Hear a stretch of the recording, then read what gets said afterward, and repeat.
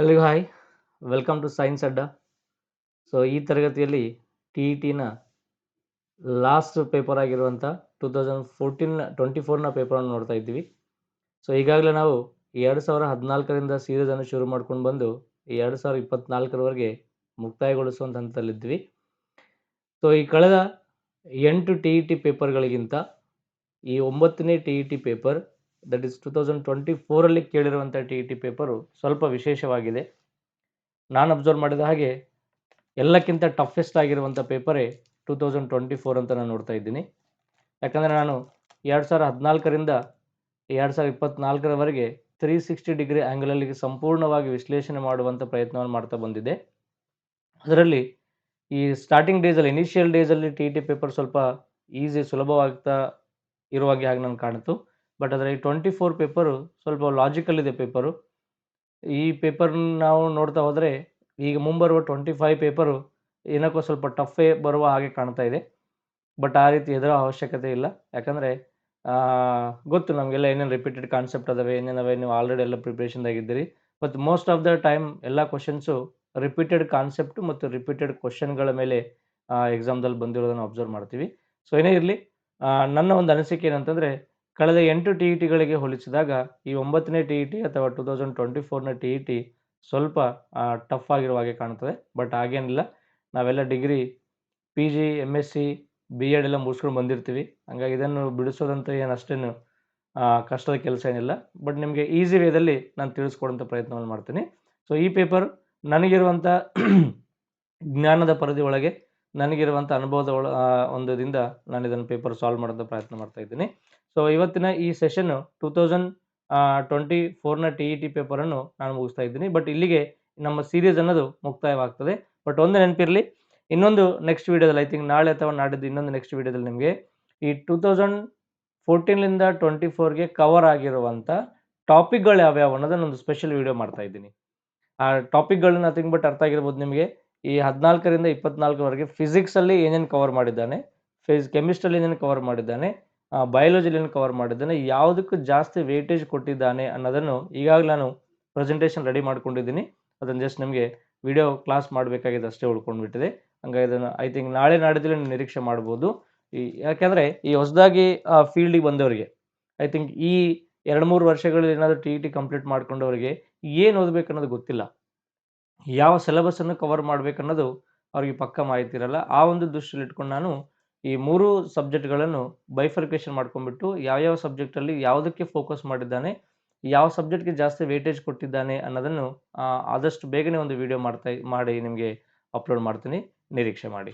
So ಸಮಯ ವ್ಯರ್ಥ ಮಾಡೋದು ಬೇಡ. ಈಗ ಕ್ವಶನ್ ನಂಬರ್ 1ಲಿಂದ ಶುರು ಮಾಡಿಕೊಂಡು ಹೋಗ್ಬಿಡೋಣ. ಕ್ವಶನ್ ನಂಬರ್ 1 ಈ ರೀತಿ ಇದೆ. 2024 ಟಿ ಇ ಟಿದು, ಐ ಥಿಂಕ್ ಇದು ಲಾಸ್ಟ್ ಟಿ ಇ ಟಿ. ಇದಾದಮೇಲೆ ನಾವೀಗ ಇದೇ ವರ್ಷ 2025 ಬರಿತಾ ಇದ್ದೀವಿ. ನೋಡೋಣ ಏನಿತ್ತು 2024 ಸೈನ್ಸ್ ಮೆಥಡಾಲಜಿಯನ್ನು ನಾವು ಸಾಲ್ವ್ ಮಾಡ್ತಾ ಇದ್ದೀವಿ.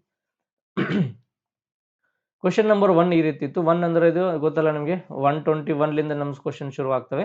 ಸೊ ವಿದ್ಯುತ್ ಫ್ಲಕ್ಸ್ನ ಎಸ್ ಐ ಏಕಮಾನ ಏನು ಅಂತ ಕೇಳ್ತಾನೆ.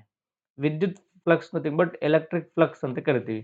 ಏನು ಸರ್ ಎಲೆಕ್ಟ್ರಿಕ್ ಫ್ಲಕ್ಸ್ ಅಂತಂದರೆ, ಒಂದು ಯೂನಿಟ್ನಷ್ಟು ಯಾವುದಾದ್ರೂ ಯೂನಿಟ್ ತೊಗೊಳ್ಳಿ ನೀವು, 1 ಸ್ಕ್ವೇರ್ ಮೀಟರ್, 2 ಸ್ಕ್ವೇರ್ ಮೀಟರ್, ಏನಾದರೂ ಒಂದು ಯೂನಿಟ್ನಷ್ಟು ಒಂದು ಏರಿಯಾದಿಂದ ಕರೆಂಟ್ ಫ್ಲೋ ಆಗುವಂಥ ಒಂದು ಕರೆಂಟ್ನ ಪ್ರಮಾಣವನ್ನು ನಾವು ವಿದ್ಯುತ್ ಫ್ಲಕ್ಸ್ ಅಂತ ಕರಿತೀವಿ.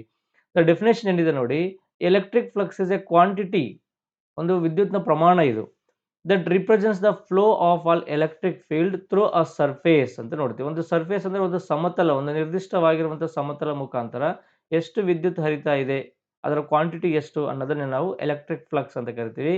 ಇದರ ಎಸ್ ಐ ಯೂನಿಟ್ ಏನಾಗಿದೆ ಅಂತ ಕೇಳ್ತಾನೆ question. The S I unit for electric flux is the newton metre squared per coulomb ಅಂತಿದೆ. Newton metre squared per coulomb, or ಇದನ್ನು ನಾವು newton metre square per coulomb ಹಿಂಗೂ ಇಂಡಿಕೇಟ್ ಮಾಡ್ತೀವಿ. ಬಟ್ ಇದೇ ಎಕ್ಸಾಮ್ದಲ್ಲಿ ಆಪ್ಷನ್ ಬರಬೇಕಾಗಿತ್ತು, ಬಟ್ ಈ ಆಪ್ಷನ್ ಇಲ್ಲ. ಇದನ್ನು ಬೇರೆ ಯೂನಿಟ್ ಕನ್ವರ್ಟ್ ಮಾಡಿ ಕ್ವಶನ್ ಕೇಳಿದ್ದಾನೆ. This unit also equivalent to the volt metre ಅಂತಿದೆ. 1 ವೋಲ್ಟ್ ಪರ್ 1 ಮೀಟರ್ ಅನ್ನೋದನ್ನು ನಾವು ಕನ್ವರ್ಟ್ ಮಾಡಿಕೊಡ್ತಾನೆ. ಈ ವೋಲ್ಟ್ ಮೀಟರ್ ಅನ್ನೋದು ನಮಗೆ ಸರಿಯಾದ ಉತ್ತರ ನೋಡ್ತಾ ಇದ್ದೀವಿ. ಆಪ್ಷನ್ 1ನಲ್ಲಿ ವೋಲ್ಟ್ ಮೀಟರ್ ಅಂತಿದೆ. ನೆಕ್ಸ್ಟ್ ಎಕ್ಸಾಮ್ದಲ್ಲಿ ನಮಗೆ ಇದು ಕೊಡ್ಲಾರ್ದು ಬಿಟ್ಟೆ newton metre square per coulomb ಅಂತಲೂ ಕೊಡ್ಬೋದು ನಮಗೆ. ಇದನ್ನು ಸರಿಯಾದ ಉತ್ತರನೇ, ಇದನ್ನು ಸಹಿತ ಸರಿಯಾದ ಉತ್ತರನೇ. ಹಂಗಾಗಿ ಇಕ್ವಿವ್ಯಾಲೆಂಟ್ ಯೂನಿಟ್ ಅಂತ ಕೊಡ್ತಾನೆ. ಇದೇ ಎಸ್ಪೆಷಲ್ ಆಗಿ SI ಯೂನಿಟ್, ಇದು ಲೋಕಲ್ ಯೂನಿಟ್ ಅಂತ ನಾವು ಕನ್ಸಿಡರ್ ಮಾಡ್ತೀವಿ. ಹಂಗಾಗಿ ವೋಲ್ಟ್ ಮೀಟರ್ ಅನ್ನೋದು ಸರಿಯಾದ ಉತ್ತರ. ಏನು ಸರ್ ಎಲೆಕ್ಟ್ರಿಕ್ ಫ್ಲಕ್ಸ್ ಅಂತಂದ್ರೆ ಒಂದು ನಿರ್ದಿಷ್ಟವಾಗಿರುವಂಥ 1 ಮೀಟರ್ ಸ್ಕ್ವೇರ್ 2 ಮೀಟರ್ ಸ್ಕ್ವೇರ್ ಎಷ್ಟು ಒಂದು ಸ್ಪೆಸಿಫಿಕ್ ಏರಿಯಾದ ಮುಖಾಂತರ ಕರೆಂಟ್ ಎಷ್ಟು ಫ್ಲೋ ಆಗ್ತಾ ಇದೆ, ಆ ಫ್ಲೋನ ಪ್ರಮಾಣ ಎಷ್ಟು ಅನ್ನೋದನ್ನ ನಾವು ಎಲೆಕ್ಟ್ರಿಕ್ ಫ್ಲಕ್ಸ್ ಅಂತ ಕರಿತೀವಿ. ಇದರ SI ಯೂನಿಟ್ ಏನು ಅಂತಂದ್ರೆ ವೋಲ್ಟ್ ಮೀಟರ್. ಇಂಥ ಯೂನಿಟ್ಗಳ ಬಗ್ಗೆ ಜಾಸ್ತಿ ಡಿಸ್ಕಷನ್ ಮಾಡಿ ಟೈಮ್ ವೇಸ್ಟ್ ಮಾಡೋದು ಬೇಡ. ಯಾಕಂದ್ರೆ ಇವು ಫಿಕ್ಸ್ಡ್ ಕ್ವಶನ್ಸ್ ಇರ್ತವೆ, ಇಲ್ಲೇನು ಕಾನ್ಸೆಪ್ಟ್ ಇರಲ್ಲ. ಆ ಮೀಟರ್ಗಳನ್ನು ನಾವಿಲ್ಲಿ ಸ್ವಲ್ಪ ಯೂನಿಟ್ಗಳನ್ನು ತಿಳ್ಕೊಬೇಕಾಗ್ತದೆ. ಈಗಾಗಲೇ ನಾವು ಲಾಸ್ಟ್ ಎಕ್ಸಾಮ್ದಲ್ಲಿ 2023ಯಲ್ಲಿ ಏನು ಎಲೆಕ್ಟ್ರಿಕ್ ಕರೆಂಟ್ ಕೇಳಿದ್ದ, ವಿದ್ಯುತ್ ಪ್ರವಾಹದ ಯೂನಿಟ್ ಏನಾಗಿತ್ತು ಕೇಳಿದ್ದ, ಅದನ್ನ ನಾವು ಆಂಪಿಯರ್ ಅಂತ ನೋಡಿದ್ವಿ. ಅದಕ್ಕಿಂತ ಮೊದಲು ರೆಸಿಸ್ಟೆನ್ಸ್ ಕೇಳಿದ್ದ, ಅದಕ್ಕಿಂತ ಮೊದಲು ಡೆನ್ಸಿಟಿ ಕೇಳಿದ್ದ. ಪ್ರತಿ ಒಂದು ಎಕ್ಸಾಮ್ದಲ್ಲಿ ಒಂದು ಯೂನಿಟ್ ಮೇಲೆ ಕ್ವಶನ್ ಇದ್ದೇ ಇರ್ತದೆ. ಅದನ್ನು ಸ್ವಲ್ಪ ನೀವು ಫೋಕಸ್ ಮಾಡಿಕೊಂಡು ಸ್ಟಡಿ ಮಾಡಿ. ಕ್ವಶನ್ ನಂಬರ್ 2 ಈ ರೀತಿ ಇದೆ. ಒಬ್ಬ ವ್ಯಕ್ತಿಗೆ +2.0 ಡಿ ನಥಿಂಗ್ ಬಟ್ ಡಯಾಪ್ಟರ್. ಈಗಾಗಲೇ ಇದು ಹಳೆ ಕ್ವಶನ್ ಪೇಪರ್ ಅಲ್ಲಿ ರಿಪೀಟ್ ಆಗಿದೆ. ಕ್ವಶನ್ ಬಗ್ಗೆ ಬಹಳ ಕೂಲಂಕುಷವಾಗಿ ನಾನು ಎಕ್ಸ್ಪ್ಲೇನ್ ಮಾಡೀನಿ. ಡಯಾಪ್ಟರ್ಗಳೆಂದರೆ ಏನು ಅನ್ನೋದನ್ನು ತೋರಿಸ್ಕೊಟ್ಟಿನಿ. ನಂದೇ ಪ್ಲೇ ಲಿಸ್ಟ್ ಅಲ್ಲಿ ಕೆಳಗಡೆ ವಿಡಿಯೋ ಕೆಳಗಡೆ ಒಂದು ಪ್ಲೇ ಲಿಸ್ಟ್ ಇದೆ, ಬಯಾಲಜಿ ಕ್ಲಾಸಸ್ ಅಂತಿದೆ. ಬಯಾಲಜಿ ಕ್ಲಾಸಸ್ ಅಲ್ಲಿ ನಮಗೆ ಈ ಸಮೀಪ ಮತ್ತು ದೂರ ದೃಷ್ಟಿದೋಷಕ್ಕಿರುವಂಥ ಡಿಫ್ರೆನ್ಸಸ್ ಏನು ಅನ್ನೋದೊಂದು ಸ್ಪಷ್ಟವಾಗಿ ಒಂದು 20 ನಿಮಿಷದ ವಿಡಿಯೋ ಇದೆ. ಅದು ನೋಡಿ ನಿಮಗೆ ಆ ಎರಡಕ್ಕೆ ಡಿಫ್ರೆನ್ಸ್ ಏನು, ಲೈಟ್ ಎಲ್ಲಿ ಸ್ಪಾಟ್ ಆಗ್ತದೆ, ಯಾವ ಸಮಸ್ಯೆ ಇದ್ದರೆ ಯಾವ ಲೆನ್ಸ್ ಯೂಸ್ ಮಾಡ್ತೀವಿ, ಯಾವ ಲೆನ್ಸ್ನ ಪವರ್ ಏನಾಗಿರ್ತದೆ, ಬಹಳ ಡೀಟೇಲ್ ಆಗಿರುವಂಥ ಕೆಳಗೆ ಪ್ಲೇ ಲಿಸ್ಟ್ ಅಲ್ಲಿ ಕೊಟ್ಟಿದ್ದೀನಿ. ಬಯಾಲಜಿ ಕ್ಲಾಸಸ್ ಅಂತಿದೆ, ಅಲ್ಲಿ ಪರ್ಟಿಕ್ಯುಲರ್ ಆಗಿ ಸಮೀಪ ಮತ್ತು ದೂರ ದೃಷ್ಟಿದೋಷಕ್ಕಿರುವಂಥ ವ್ಯತ್ಯಾಸಗಳೇನು ಅನ್ನೋದೊಂದು ವಿಡಿಯೋ ಮಾಡಿದ್ದೀನಿ. ದಯವಿಟ್ಟು ಅದನ್ನೆಲ್ಲರೂ ಒಂದ್ಸಲ ನೋಡ್ಕೊಂಡ್ ಬನ್ನಿ, ಈ ಕಾನ್ಸೆಪ್ಟ್ ನಿಮ್ಗೆ ಅರ್ಥ ಆಗ್ತದೆ. ಹಂಗಾಗಿ ಇಲ್ಲಿ ನಾನು ಜಾಸ್ತಿ ಸೆಲೆಬ್ರೇಟ್ ಮಾಡ್ತಾ ಇಲ್ಲ, ಅಲ್ಲಿ ಫುಲ್ ಡೀಟೇಲ್ ವಿಡಿಯೋ ಕೊಟ್ಟಿದ್ದೀನಿ. ಇದು ಸರಿಯಾದ ಉತ್ತರ ಹೇಳ್ಕೊಂಡು ಮುಂದೆ ಹೋಗ್ತೀನಿ ನಾನು. ಸೊ ಸಾಮರ್ಥ್ಯದ ಮಸೂರವನ್ನು ಸೂಚಿಸಿದ್ದರೆ ಹಾಗಾದರೆ ಆ ವ್ಯಕ್ತಿಯು ಹೊಂದಿರುವಂತ ದೋಷ ಯಾವುದು ಅಂತ ಕೇಳ್ತಾನೆ. ಕಾನ್ಸೆಪ್ಟ್ ಏನಿದೆ, ಒಬ್ಬ ವ್ಯಕ್ತಿ ಕಣ್ಣಿಗೆ ಚಸ್ಮಾ ಸ್ಪೆಕ್ಟಿಕಲ್ ಹಾಕ್ತಾನಂತೆ, ಅದ್ರ ಪವರ್ ಎಷ್ಟದಂತಂದ್ರ +2.0 ಡಿ, ಇಂಡೈರೆಕ್ಟ್ ಆಗಿ 2 ಅದಂತ ಹೇಳ್ತಾನೆ. ಹಾಗಾದ್ರೆ ಅವನಿಗೆ ಇರುವಂತ ಸಮಸ್ಯೆ ಏನು ಅಂತ ಕ್ವಶನ್ ಕೇಳ್ತಾನೆ. ಶಾರ್ಟ್ಕಟ್ ಆಗಿ ನಿಮ್ಗೆ ಹೇಳ್ಬೇಕಾಗಿತ್ತಂದ್ರೆ, ಒಬ್ಬ ವ್ಯಕ್ತಿ ಸಾಮಾನ್ಯವಾಗಿ 2 ಸಮಸ್ಯೆಗಳು ಬರ್ತವೆ. ಒಂದು ಸಮೀಪ ದುಷ್ದೋಷ, ಇನ್ನೊಂದು ದೂರ ದುಷ್ದೋಷ. ಸಮೀಪ ದುಷ್ದೋಷದಲ್ಲಿ ಲೈಟ್ ಏನಾಗುತ್ತಂದ್ರ ಈ ರೆಟಿನಾ ಮೇಲೆ, ಇಲ್ಲಿ ಹಿಂದ್ಗಡೆ ಒಂದು ರೆಟಿನಾ ಅಂತ ಒಂದು ಪೊರೆ ಇರ್ತದೆ, ಇದ್ರ ಮೇಲೆ ಬೀಳ್ಬೇಕಾಗಿತ್ತು. ಬಟ್ ರೆಟಿನಾ ಮುಂಭಾಗದಲ್ಲಿ ಸ್ಪಾಟ್ ಆಗ್ತದೆ. ಅಂದ್ರೆ ರೆಟಿನಾ ಮುಟ್ಟಕ್ಕೆ ಲೈಟ್ ಏನಾಗಿದೆ, ಕಮ್ಮಿ ಆಗಿದೆ. ಹಾಗಾಗಿ ಈ ಸಮೀಪ ದುಷ್ದೋಷ ಇರುವಂತ ವ್ಯಕ್ತಿಗಳಿಗೆ ಇವರಿಗೆ ನೆಗೆಟಿವ್ ಲೆನ್ಸ್ ಅನ್ನು ಕೊಡ್ತಾರೆ. ಇನ್ನು ದೂರ ದುಷ್ದೋಷ ಲೈಟ್ ಏನಾಗ್ತದ್ರ ಈ ರೆಟಿನಾವನ್ನು ದಾಟಿ ಮುಂದೆ ಹೋಗ್ತದೆ. ಮುಂದೆ ನಥಿಂಗ್ ಬಟ್ ಜಾಸ್ತಿ ಎಡಿಷನ್ ಆಗಿದೆ, ಪ್ಲಸ್ ಆಗಿದೆ. ಹಂಗಾಗಿ ಇವ್ರಿಗೆ ಎಂತ ಲೆನ್ಸ್ ಕೊಡ್ತಾರೆ ಅಂದ್ರೆ ಪಾಸಿಟಿವ್ ಲೆನ್ಸ್ ಅನ್ನು ಕೊಡ್ತಾರೆ. ಹಂಗಾಗಿ ದೂರ ದುಷ್ದೋಷ ಇರುವಂತ ವ್ಯಕ್ತಿಗೆ ಯಾವ ಲೆನ್ಸ್ ಕೊಡ್ತಾ ಇದ್ದೀವಿ ನಾವು, ಪ್ಲಸ್ ಲೆನ್ಸ್ ಅಂತ ಕೊಡ್ತಾ ಇದ್ದೀವಿ. ಹಂಗಾಗಿ ನಮ್ಮ ಸರಿಯಾದ ಉತ್ತರ ಏನು ಅಂತಂದ್ರೆ ದೂರ ದೃಷ್ಟಿದೋಷ. ಇವರಿಗೆ ಕೊಡುವಂತ ಲೆನ್ಸ್ ಯಾವ್ಯಾವ ಅಂದ್ರೆ ಪೀನ ಮಸೂರಗಳು. ಯಾವ ಮಸೂರಗಳು? ಪೀನ ಮಸೂರಗಳು. Convex lens. ಕಾನ್ವೆಕ್ಸ್ ಮಿರರ್ ಅಲ್ಲ, ಕಣ್ಣಿಗೆ ಕನ್ನಡಿ ಹಾಕಲ್ಲ ನಾವು, ಕನ್ನಡಕ ಹಾಕ್ತಿವಿ. ಕನ್ನಡಕ ಅಂದ್ರೆ ಲೈಟ್ ತುರ್ಕೊಂಡು ಹೋಗ್ತದೆ. ಅಲ್ಲಿ ಆಪ್ಷನ್ದಲ್ಲಿ ನಿಮಗೆ ಬೇರೆ ಎಕ್ಸಾಮ್ದಲ್ಲಿ ಪೀನ ದರ್ಪಣ ಅಂತ ಕೊಡ್ತಾನೆ. ದರ್ಪಣಗಳನ್ನ ನಾವು ಕಣ್ಣಿಗೆ ಲೆನ್ಸ್ ಆಗಿ ಯೂಸ್ ಮಾಡಲ್ಲ, ನಾವು ಯೂಸ್ ಮಾಡೋದು ಮಸೂರಗಳು, ಲೆನ್ಸ್ಗಳಂತ ಯೂಸ್ ಮಾಡ್ತೀವಿ. Convex lens. ಯಾವ ಲೆನ್ಸು? Convex lens. ಸೊ ಆ lens with a power +2.0 D has focal length ಎಷ್ಟಿರುತ್ತೆ ಅಂದ್ರೆ 0.5 ಏನ್ sir focal length? That is focal length is equal to 1/p ಅಂತ ನೋಡ್ತೀವಿ. That is focal length F is equal to 1/p ಅಂತ ನೋಡ್ತೀವಿ. 1/p ಅಂದ್ರೆ power ಎಷ್ಟಿದೆ? 2 ಇದೆ. 1/p is nothing but 1/2 is equal to 0.5. So power ನೋಡಿದ್ವಿ, power of lens p is equal to 1/f ಅಂತ ನೋಡ್ತೀವಿ. ಅಥವಾ ಏನು 1/f is equal to 1/p ಅಂತ ನಾವು ಒಂದು ಫಾರ್ಮುಲಾ ಹಾಕೊಂಡು ನೋಡ್ತೀವಿ. ಇಲ್ಲಿ ನಮಗೆ 1/2 ಅಂದ್ರೆ ಎಷ್ಟು ಬರ್ತದೆ? 0.5 ಮೀಟರ್ಸ್ ಅಂತ ಬರ್ತದೆ. And is A convex lens. Definitely ಇದು ಯಾವುದು ಪ್ಲಸ್ ಅಲ್ಲಿ ಇರ್ತದೋ ಅದು ಕಾನ್ವೆಕ್ಸ್ ಲೆನ್ಸ್, ಯಾವುದು ಮೈನಸ್ ಅಲ್ಲಿ ಇರ್ತದೋ ಅದು ಕಾನ್ಕೇವ್ ಲೆನ್ಸ್ ಅಂತ ನೋಡ್ತೀವಿ. The power of lens is the reciprocal of the focal length. Focal length ಎಷ್ಟಿರ್ತದೋ ಅದಕ್ಕೇನಾಗಿರ್ತದೆ, ಪವರ್ ಅನ್ನೋದು ರೆಸಿಪ್ರೋಕಲ್ ಆಗಿರ್ತದೆ in metres. And positive values indicates converging or convex lens ಅಂತ ನೋಡ್ತೀವಿ. ಕನ್ವರ್ಜಿಂಗ್ ಅಂದ್ರೆ ಈ ಲೆನ್ಸ್ ಮೇಲೆ ಲೈಟ್ ಹಾಕಿದ್ರೆ ಏನಾಗ್ತದೆ, ಒಂದು ಕಡೆ ಬಂದು ಲೈಟ್ ಸ್ಪಾಟ್ ಆಗ್ತದೆ. ಈ ಸ್ಪಾಟ್ ಆಗೋದನ್ನ ನಾವು ಕನ್ವರ್ಜಿಂಗ್, ಕೇಂದ್ರೀಕೃತ ಮಸೂರಗಳು ಅಂತ ಕರಿತೀವಿ. ಇದ್ರ ಬಗ್ಗೆ ಸ್ಪಷ್ಟ ಮಾಹಿತಿ ನಂದೇ ಚಾನಲ್ ಅಲ್ಲಿ ಇದು ಕೆಳಗಡೆ ವಿಡಿಯೋದಲ್ಲಿ ಕೊಟ್ಟಿದ್ದೀನಿ, ಅಲ್ಲೊಂದ್ಸಲ ನೋಡ್ಕೊಳ್ಳಿ. ಇದಕ್ಕೆ ಸರಿಯಾದ ಉತ್ತರ ಏನು ಅಂತ ಅನ್ಕೊಂಡ್ರೆ ದೂರ ದೃಷ್ಟಿ ದೋಷ. ಯಾವ ಲೆನ್ಸ್ ಯೂಸ್ ಮಾಡ್ತೀವಿ? ಕಾನ್ವೆಕ್ಸ್ ಲೆನ್ಸ್, ಪೀನ ಮಸೂರಗಳನ್ನು ಯೂಸ್ ಮಾಡ್ತೀವಿ. ದೂರ ದೃಷ್ಟಿದೋಷ ಇರುವಂತ ವ್ಯಕ್ತಿಗೆ ಯಾವುದು ಕಾಣುತ್ತದೆ? ದೂರದ ವಸ್ತುಗಳೇ ಸ್ಪಷ್ಟವಾಗಿ ಕಾಣುತ್ತದೆ, ಸಮೀಪದ ವಸ್ತುಗಳ ವ್ಯಕ್ತಿಗೆ ಸ್ಪಷ್ಟವಾಗಿ ಕಾಣುವುದಿಲ್ಲ ಅಂತ ನೋಡ್ತೀವಿ.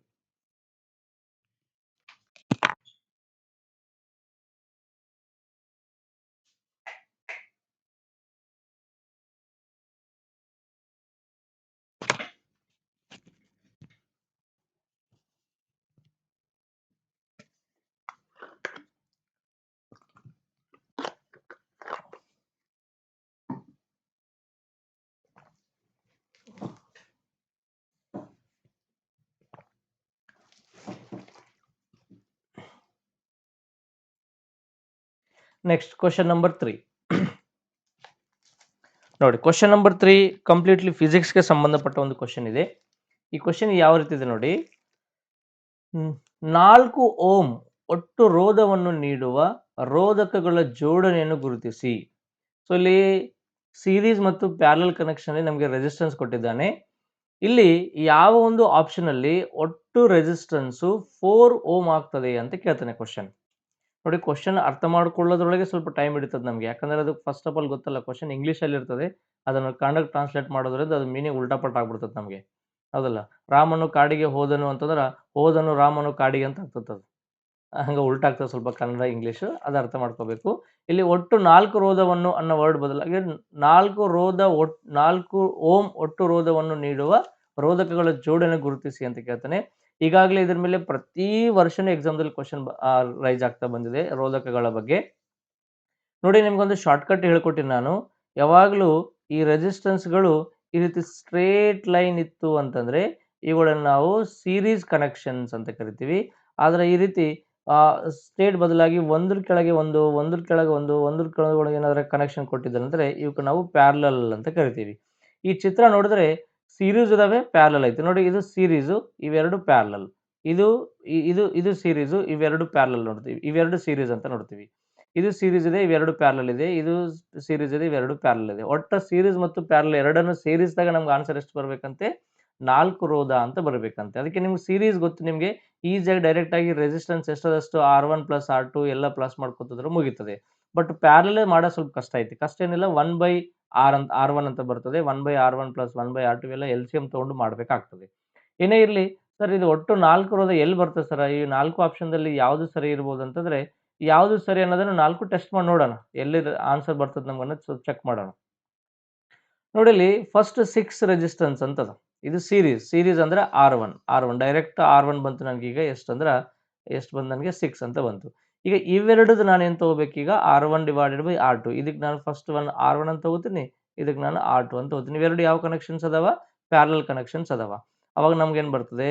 That is 1/R1 plus 1/R2 ಅಂತ ಬರ್ತದೆ. 1/R1 ಅಂದ್ರೆ 1/2 ಪ್ಲಸ್ 1/3. 1/2 ಪ್ಲಸ್ 3 ಎಷ್ಟು ಬರ್ತದೆ? LCM ನಮಗೆ 6 ಬರ್ತದ. ಅವಾಗ 2 ಎಷ್ಟಲೆ 6, 2 3 6, 3 ಎಷ್ಟಲೆ 6, 3 2 6. ಅವಾಗ 1 into 3 3 plus 1 into 2 2. So 5 divided by 6. 5 divided by 6. 5 ರೂಪಾಯಿನ 6 ಮಂದಿಗೆ ಹಂಚ್ರಿ. 1 ರೂಪಾಯಿನೂ ಬರಲ್ಲ, ಕಮ್ಮಿ ಬರ್ತದ. ಆಲ್ರೆಡಿ ಇಲ್ಲಿ 6 ಅದ. ಪ್ಲಸ್ ಇದಕ್ಕೆ ಏನೋ 0.75 0.5 ಎಷ್ಟು ಸಮಥಿಂಗ್ ಬರ್ತದ. 6 ಪ್ಲಸ್ ಸಮಥಿಂಗ್ ಎಷ್ಟು ಬಂದ್ರು ಸಹಿತ 4 ಆಗಲ್ಲ. 6ಅಲ್ಲಿ ಇದು ಏನಾದ್ರೂ ಮೈನಸ್ ಆದ್ರೆ 4 ಬರ್ತಿತ್ತು. ಬಟ್ 6ಕ್ಕಿಂತ ಜಾಸ್ತಿ ಆಗ್ಬಿಟ್ಟಿದೆ. ಹಂಗಾಗಿ ನಮ್ಮ ಆನ್ಸರ್ ಅಂತೂ ಅಲ್ಲ. ಯಾಕಲ್ಲ, ನಮ್ಗೆ ಎಲ್ಲ ಸೇರಿ ಎಷ್ಟು ಬರ್ಬೇಕು? 4 ರೆಸಿಸ್ಟೆನ್ಸ್ ಬರ್ಬೇಕು, 4 ಓಮ್ ಬರ್ಬೇಕು. ಇದು 4 ಅಲ್ಲ, 6ಕ್ಕಿಂತ ಜಾಸ್ತಿ ಹೊಂಟದ. ಹಂಗಾಗಿ ರಾಂಗ್ ಆನ್ಸರ್. ಇಲ್ಲಿ ನೋಡಿ, ಇದೇ ಸೇಮ್ ಮೆಥಡ್ ನಾವಿಲ್ಲಿ ಅಪ್ಲೈ ಮಾಡಬೇಕು. ಏನದ? 3 ಅದಲ್ಲ, ಆಲ್ರೆಡಿ 3 ಬಂದ್ಬಿಟ್ಟದ ನಮ್ಗೆ. 3 ರೆಸಿಸ್ಟೆನ್ಸ್ ಅದ. ಪ್ಲಸ್ ಇವೆರಡು ಕೂಡಿಸ್ಬೇಕು ನಾನು. ಏನು? 1/R1 plus 1/R2. ಸೊ 3 ಹಂಗೆ ಆಸ್ ಇಟ್ ಈಸ್ ಇರಲಿ. ಪ್ಲಸ್ 1/R1 ಎಷ್ಟು ಬಂತು? 1/2 ಪ್ಲಸ್ 1/6. ಅವಾಗ ನನಗೆ 2 ಮತ್ತು 6 ರೆಸಿಸ್ಟೆನ್ಸ್ ತಗೋಬೇಕು, LCM ತಗೋಬೇಕು. 2 6 ಎಷ್ಟು ಬರ್ತದೆ ನೋಡಿ LCM? 2 1 2 2 3 6 ಮತ್ತೆ 3 1 3 1 2 3 6 ಬಂತು. So 3 plus that is divided by 6 ಬರ್ತದ. ಆವಾಗ 2 ಎಷ್ಟಲೇ 6, 2 3 6 ಅಂದ್ರೆ 1 into 3 3. 6 ಎಷ್ಟಲೇ 6 1 6 ಪ್ಲಸ್ 1 ಎಷ್ಟು ಬಂತು? That is 3 plus 1. 3 ಪ್ಲಸ್ 1 ಎಷ್ಟು ಬಂತು? 4 ಡಿವೈಡೆಡ್ ಬೈ 6. 4 ಡಿವೈಡೆಡ್ ಬೈ 6 ಮಾಡ್ರಿ. ಹೆಂಗ್ ಮಾಡ್ತೀರಿ? 4 ಡಿವೈಡೆಡ್ ಬೈ 6 ಹೋಗ್ತದೇನು? ಹೋಗಲ್ಲ. ಪಾಯಿಂಟ್ ಕೊಟ್ರಿ ಎಷ್ಟು ಬಂತು? 0 ತಗೋತೀವಿ. 6 ಎಷ್ಟಲೇ? 6 36. ಇದು ಮುಂದಿನ ಎಷ್ಟರ ಬರಲಿ, 0.6 ಬಂತು. ಇಲ್ಲಿ ಆಲ್ರೆಡಿ 3 ಅದ. ಇಲ್ಲಿ ಇದರ ವ್ಯಾಲ್ಯೂ ಎಷ್ಟು ಬಂತು? 0.6 ಬಂತು. 3.0.6 ಅಂದ್ರೆ 3.6 ಆಯ್ತು. ನಮ್ಗೆ ಎಷ್ಟು ಬರ್ಬೇಕು ಆನ್ಸರ್? 4 ಬರ್ಬೇಕು. 4 ಐತಾ? ಇಲ್ಲ, 4ಗಿಂತ ಕಮ್ಮಿ ಐತಿ. ಇದನ್ನು ಆಪ್ಷನ್ ಅಲ್ಲ. ಅರ್ಥ ಆಗ್ತನಾ? ಸೊ ಈ ರೀತಿ ನಾವೇನ್ ಮಾಡ್ಬೇಕು? ಪ್ರತಿಯೊಂದಕ್ಕೆ ಚೆಕ್ ಮಾಡಿಕೊಂಡು ರೆಸಿಸ್ಟೆನ್ಸ್ ಎರಡು ಎಷ್ಟೆಷ್ಟು ಬರ್ತದ, ಎರಡು ಸೇರ್ಬಿಟ್ರೆ ನಮ್ಗೆ ಸೀರೀಸ್ ಮತ್ತು ಪ್ಯಾರಲಲ್ ಎರಡು ಸೇರ್ಬಿಟ್ರೆ ಎಷ್ಟು ಬರ್ಬೇಕು? ನನಗೆ 4 ಓಮ್ ಬರಬೇಕು ಅಂತ ನೋಡ್ತೀವಿ. ನೋಡೋಣ, ಆಪ್ಷನ್ ಡಿ ಒಂದ್ಸಲ ಚೆಕ್ ಮಾಡಿ ನೋಡೋಣ.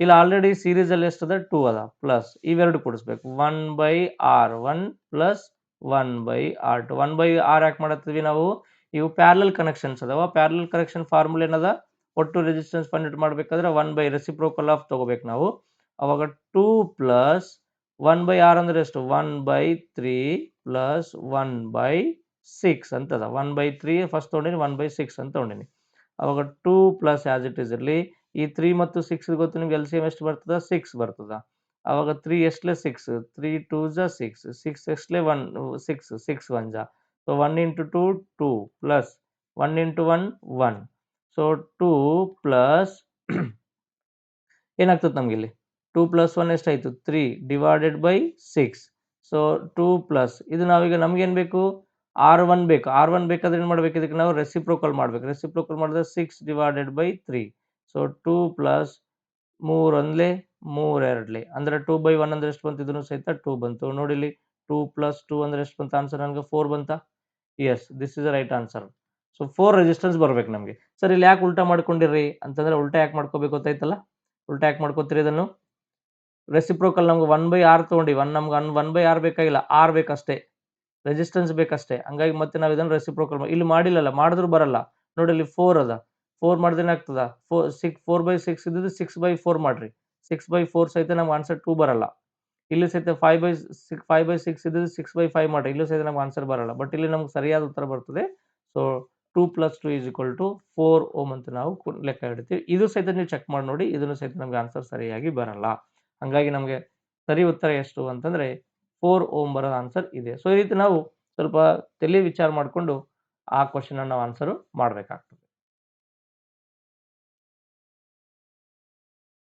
ಕ್ವಶನ್ ನಂಬರ್ 124 ಮಾಡ್ರಿ ಕ್ಷಿತಿಜಕ್ಕೆ ಸಮಾನಾಂತರವಿರುವ ವಿದ್ಯುತ್ ತಂತಿಯಲ್ಲಿ ವಿದ್ಯುತ್ ಪ್ರವಾಹವು ಪೂರ್ವದಿಂದ ಪಶ್ಚಿಮ ದಿಕ್ಕಿಗೆ ಹರಿಯುತ್ತಿರುತ್ತದೆ ಎಲ್ಲಿಂದ ಎಲ್ಲಿಗೆ ಪೂರ್ವದಿಂದ ಪಶ್ಚಿಮಕ್ಕೆ ಹರಿಯುತ್ತಿರುತ್ತದೆ ಈ ಸಂದರ್ಭದಲ್ಲಿ ಉಂಟಾಗುವ ಕಾಂತ ಕ್ಷೇತ್ರದ ದಿಕ್ಕು ಏನು ಅಂತ ಕೇಳ್ತಾನೆ ನೋಡಿ ಕ್ಷಿತಿಜ ಅಂತಂದ್ರೆ ಒಂದು ಒಂದು ಒಂದು ಭೂಮಿ ಅಥವಾ ಒಂದು ಯಾವುದೋ ಒಂದು ನೆಲ ಒಂದು ಸಮಾನಾಂತರವಾಗಿರುವಂತ ನೆಲ ಅಂತ ಹೇಳ್ಕೊಡ್ರಿ ಈ ರೀತಿ ಒಂದು ಸಮಾನಾಂತರವಾಗಿರುವಂತ ಒಂದು ಕರೆಂಟ್ ಏನೋ ಒಂದು ನೆಲ ಐತಿ ಇದಕ್ಕೊಂದು ಕರೆಂಟ್ ಹರಿತಾ ಇದೆ ಹೆಂಗಿರ್ತದೆ ಪೂರ್ವದಿಂದ ಪಶ್ಚಿಮ ದಿಕ್ಕಿಗೆ ಹರಿಯುತ್ತಿದೆ ಸೊ ಇದು ಪೂರ್ವ ಇದು ಪಶ್ಚಿಮ ಪೂರ್ವದಿಂದ ಪಶ್ಚಿಮ ದಿಕ್ಕಿಗೆ ಈ ರೀತಿ ಹರಿತಾ ಇದೆ ಅಂತ ತಿಳ್ಕೊಳ್ಳಿ ಹರಿಬೇಕಾದ್ರೆ ಈ ಸಂದರ್ಭದಲ್ಲಿ ಉಂಟಾಗುವ ಕಾಂತಕ್ಷೇತ್ರ ದಿಕ್ಕು ಮ್ಯಾಗ್ನೆಟಿಕ್ ಫೀಲ್ಡ್ ಡೈರೆಕ್ಷನ್ ಯಾವ ಕಡೆ ಇರ್ತದೆ ಅಂತ ಕೇಳ್ತಾನೆ ಇಲ್ಲಿ ನೋಡಿ ನಾವು ಅಬ್ಸರ್ವ್ ಮಾಡಿಲ್ಲಿ ಈ ಒಂದು ನಿಯಮ ಯಾರು ಎಕ್ಸ್ಪ್ಲೋರ್ ಮಾಡ್ತಿರ್ಬೇಕಂದ್ರೆ Maxwell right hand thumb rule ಅಂತ ಬರ್ತದೆ ಇಲ್ಲಿ ಸಹಿತ ಫ್ಲೆಮಿಂಗ್ ಯಾವ ರೀತಿ ರೈಟ್ ಹ್ಯಾಂಡ್ ಲೆಫ್ಟ್ ಹ್ಯಾಂಡ್ ರೂಲ್ಗಳನ್ನು ಹೇಳಿದ್ದಾನಲ್ಲ ಇಲ್ಲಿ ಸಹಿತ ನಮಗೆ ಮ್ಯಾಕ್ಸ್ವೆಲ್ ಸಹಿತ right hand left hand rule ಅಂತ ಬರ್ತವೆ ಇವರು ಮ್ಯಾಗ್ನೆಟಿಕ್ ಮತ್ತು ಎಲೆಕ್ಟ್ರಿಕ್ ಫೀಲ್ಡ್ ಬಗ್ಗೆ ಇನ್ಫಾರ್ಮೇಶನ್ ಕೊಡ್ತಾರೆ ಸ್ವಲ್ಪ ಇವುಗಳ ಬಗ್ಗೆ